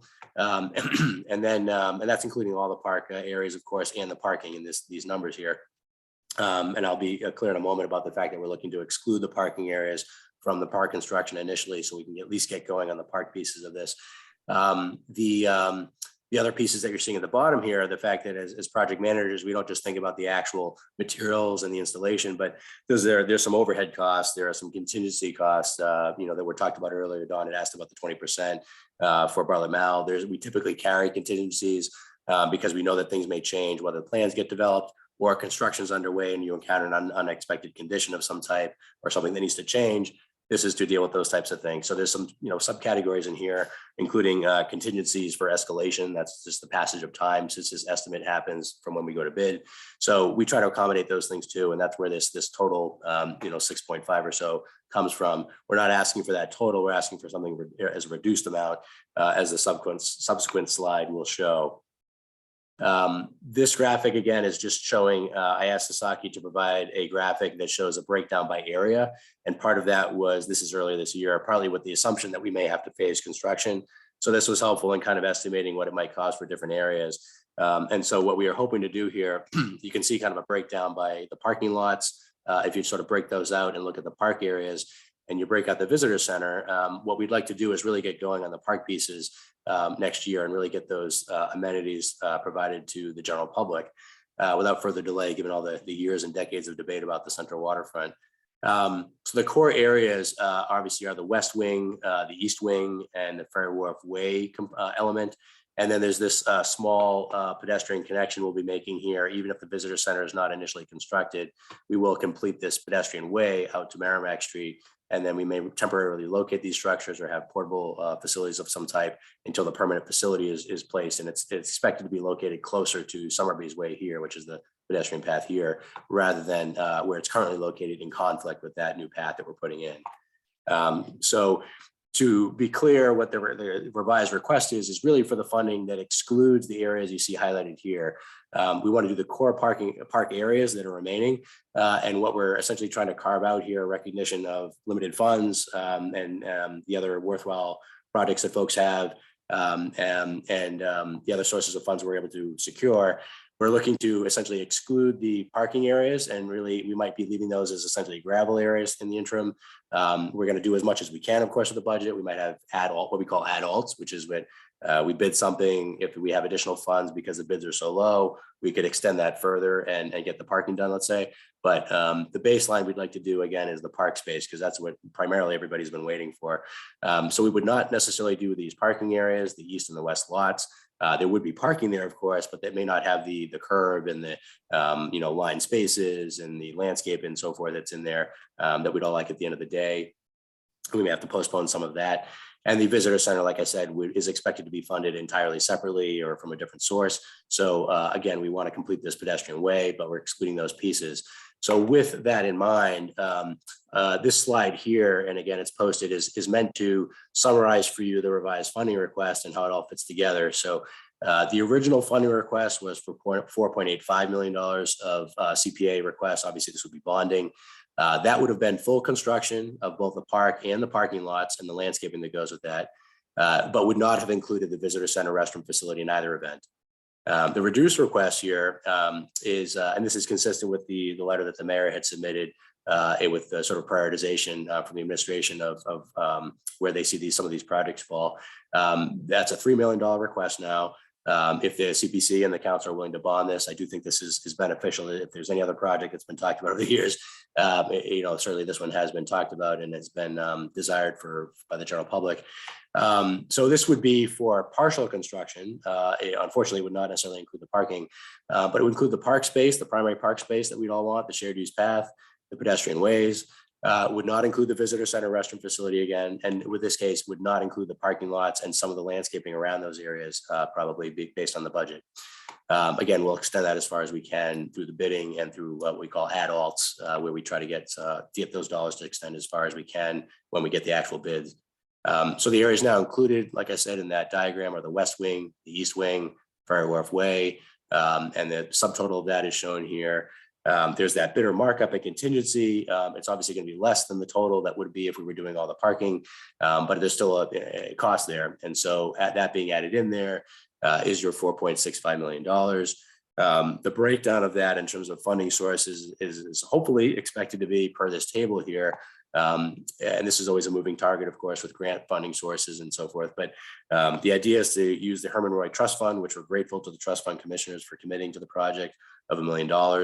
Applying for a mass DCS park grant later this year. And Nancy London and the grant writer and I will continue to look for other sources with the administration for this project. But as of right now, these are the funding sources we're sort of anticipating potentially being aligned for this project to get it under construction in the spring of next year. That would be a $400,000 maximum. We're applying later this spring or summer timeframe when the grants are due, with the hope of being able to use those funds next year, of course. They definitely look for matching funds locally. They actually require it, and they look for strong local support. So it's not only good for us to be able to point to the Herman Roy Trust Fund, but also anything we can point to that's coming from CPA or the council or otherwise. So that would be $400,000. There was a prior year or last year FY22 appropriation from the council of $250,000. Just as a footnote to that, and this is mentioned in my memo that I posted as part of the supplemental materials, that is for $250,000. We're grateful the CPA recommended that. As a reminder, for some of you who may not recall, the council had actually amended that appropriation on the floor to make it clear that they wanted those funds used within a year, or for the grant recipient, in this case the city, to come back again and ask for permission to extend that further if that wasn't used by then. That is, I think, for some of you who've been involved with these projects over the years or do project management for construction projects, you'll know that that's a very tight time frame to have expected the remaining several $million to have been accumulated for the project. So it's a tight leash, I guess, to have placed on this initial appropriation. We wanted those funds to start a seed fund for the project for construction, but also to show as we pursued other funding sources that we have a match. So that was kind of a starter point for that. We didn't think it was reasonable to ask for much more than that, given that we hadn't had design plans or funding for that in place. We now have, like I said, fully funded design process. So with shovel-ready plans, I think it behooves all of us to try to make sure that construction proceeds thereafter at the next possible construction season, rather than kicking the can down the road longer. And we all know how that turns out. So that is approved, and that we would ask here that the CPC recommend to the council, whatever you may recommend as to FY23, if you could recommend that the council here similarly grant an extension on that time frame to something that's perhaps more realistic, which is a 2-year time frame, similar to what you do, I think, on most of these projects, and the coalition recommends that we do, because most of these projects do require a little bit more time than just a year. The permitting processes that you heard about earlier tonight for some of these projects, the other efforts that we make with grants, it makes it really difficult for us if we have just a short time frame to implement something like that. So we're hopeful that you will recommend to the council that they grant a further extension on that, to allow us to really align all these funding sources together and not miss the 250 that was appropriated last year at the recommendation of the CPC. And the last amount is, of course, the $3 million request. We understand that would necessitate bonding. And again, that's the application under review by you. That would reach the total that would allow us to get construction for the park itself. We understand that necessitates bonding. But we also believe, and I will certainly say for myself, I definitely believe that this is a project that the community has waited for. There's no other location in the city, or perhaps no other location in the city that folks would, be visiting and with frequency expect and benefit from something like this. So I definitely think there's a strong benefit of a project at this location, a prime location, a very visible one, where there's a lot of public benefit that comes around from a project like this. And for that reason, I think there is some benefit, and Kim and I have had some conversations about this, because there's a similar benefit to the Bartlett Mall project. By doing it, we've seen over the years, sometimes we have smaller amounts allocated to different projects. And I guess in my view, having seen various different projects around the city, I certainly would be comfortable with and think it'd be beneficial to focus on a few specific projects like this one, of course. And understandably, I'm working on it, so you can take it with a grain of salt. But to have a mega project or mega projects, if you will, done, and know that they are done, and know that they are provided to the general public at high frequency, highly desired areas, rather than having piecemeal appropriations to smaller things and not really being sure when some of those are done. So by my view, there's actually a real benefit here to doing this, even though that may diminish what you have available in future years for specific projects during a roughly 15-year period. And having talked with the finance director, it would be a 15-year period to pay off the bond of a park project compared to, say, 20 for a building. That reduces that. It is a project that is clearly been talked about for a long time, clearly, desired by the community, and clearly aligns with some CPA priorities and other purposes we all have. So that is, in essence, the update on the request for this project. And I'm more than happy to go over any additional background that folks have, more information on, or more details about. Okay, questions or comments from the committee? Okay. Don Walters. I figured I had to ask Andy at least one question. Otherwise, he assumed we're all too tired and he was going to get away easy this evening. So I don't want you to think that, Andy. Yep. Andy, would you mind telling me what is the difference in the number of parking spots if, as you're suggesting right now, we don't do the east and the west parking areas as compared to originally in the session plan that we would do them all? Is there a net reduction if we would do everything at once versus, not doing them, the $3 million request? Yeah, that's a good question. I mean, generally speaking, the layout is going to be the same roughly. The only difference might be that because we may not be putting, for instance, in this rendering here, you can see some landscaping in the middle of the parking area. It may be possible that during that interim period, there actually could be temporarily some additional spaces in there in that interim period, because it would be gravel, let's say, and we may not be completing all the landscaping in that area.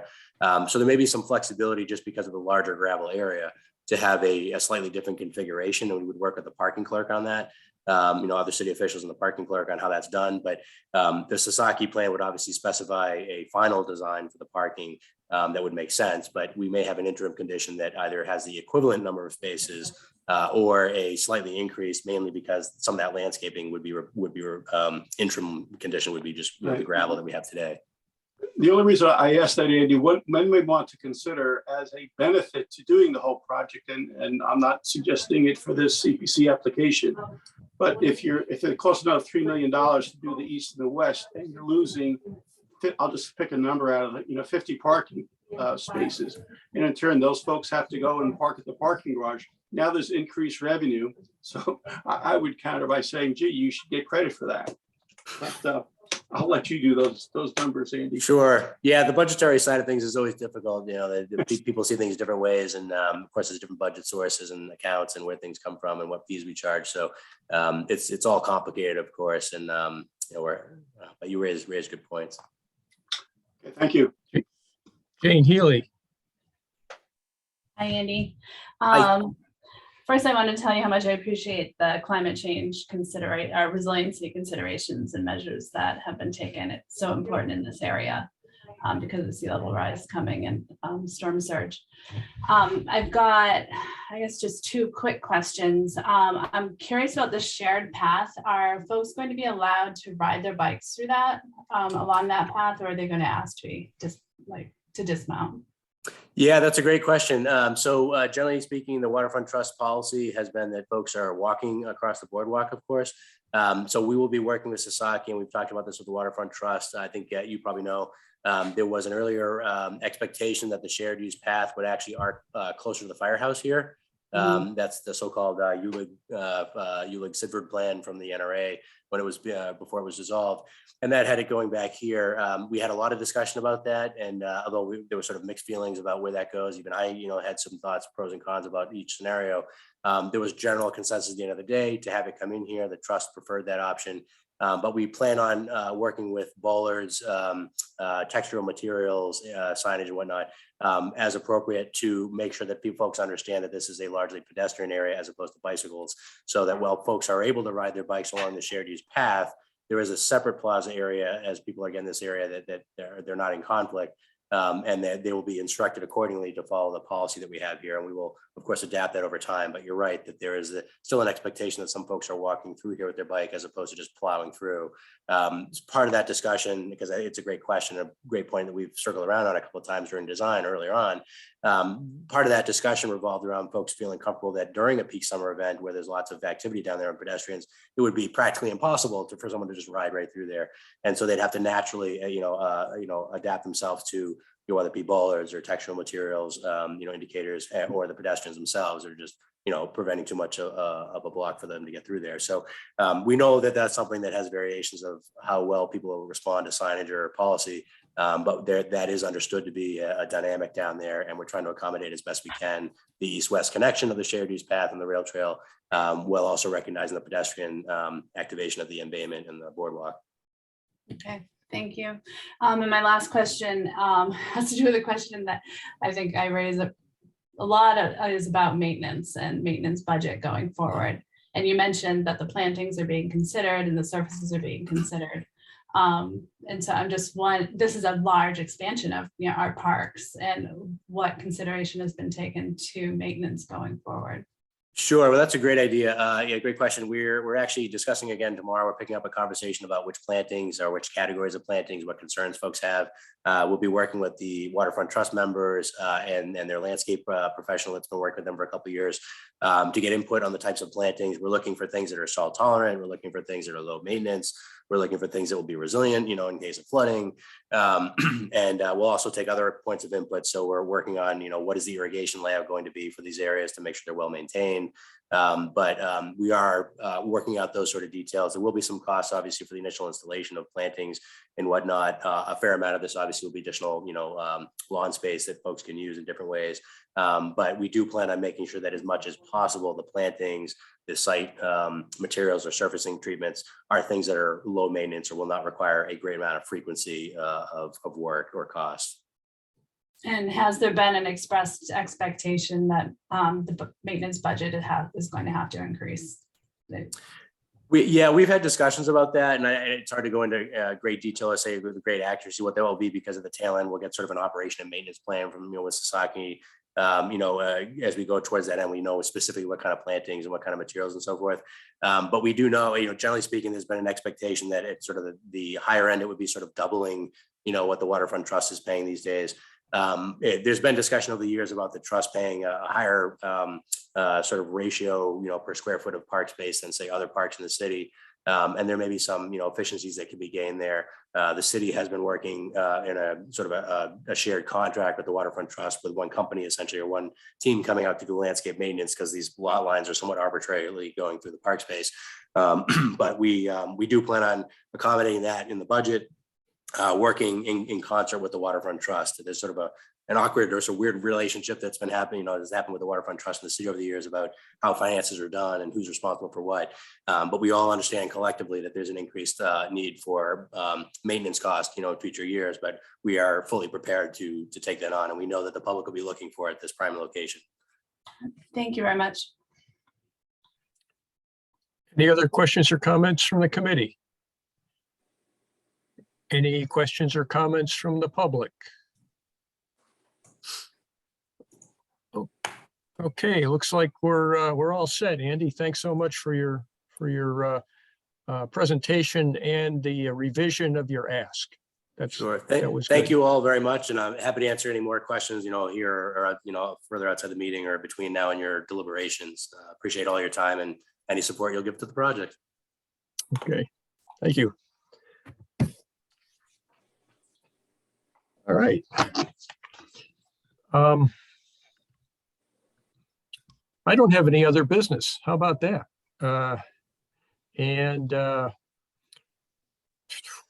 Let's have a motion for approval of the minutes from the 3:23 meeting. I'll move that we approve the minutes from 3:23. Okay, and a second, please. I'll second. Okay, Don Walters just second with his hand. All right, roll call. Chuck Griffin, Yes. Jane Healy, Yes. Don Little, Yes. Joe Morgan, Yes. Tom O'Brien. I'll vote present because I wasn't at the last meeting. Okay, thank you, Tom. Don Walters, Yes.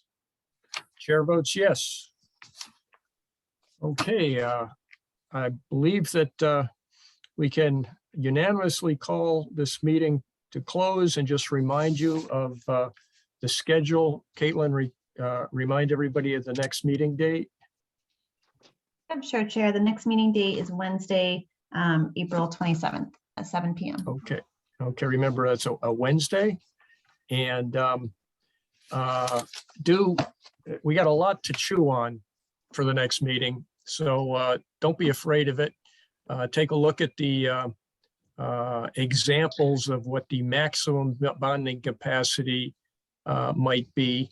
And remember, that's just the way they computed it. We need to know what would be the top end of a 15-year collected bond for one or more projects. And give that some consideration. If you got questions in the meantime, how that might work, let me know, because we can get answers for you. Other than that, thank you all for your participation, your patience, and my record of getting done before 9 o'clock every week or every meeting has just been ruined, but that's okay. Thank you all. We are adjourned. Thank you. Bye-bye. Thank you. Good Thank night. you.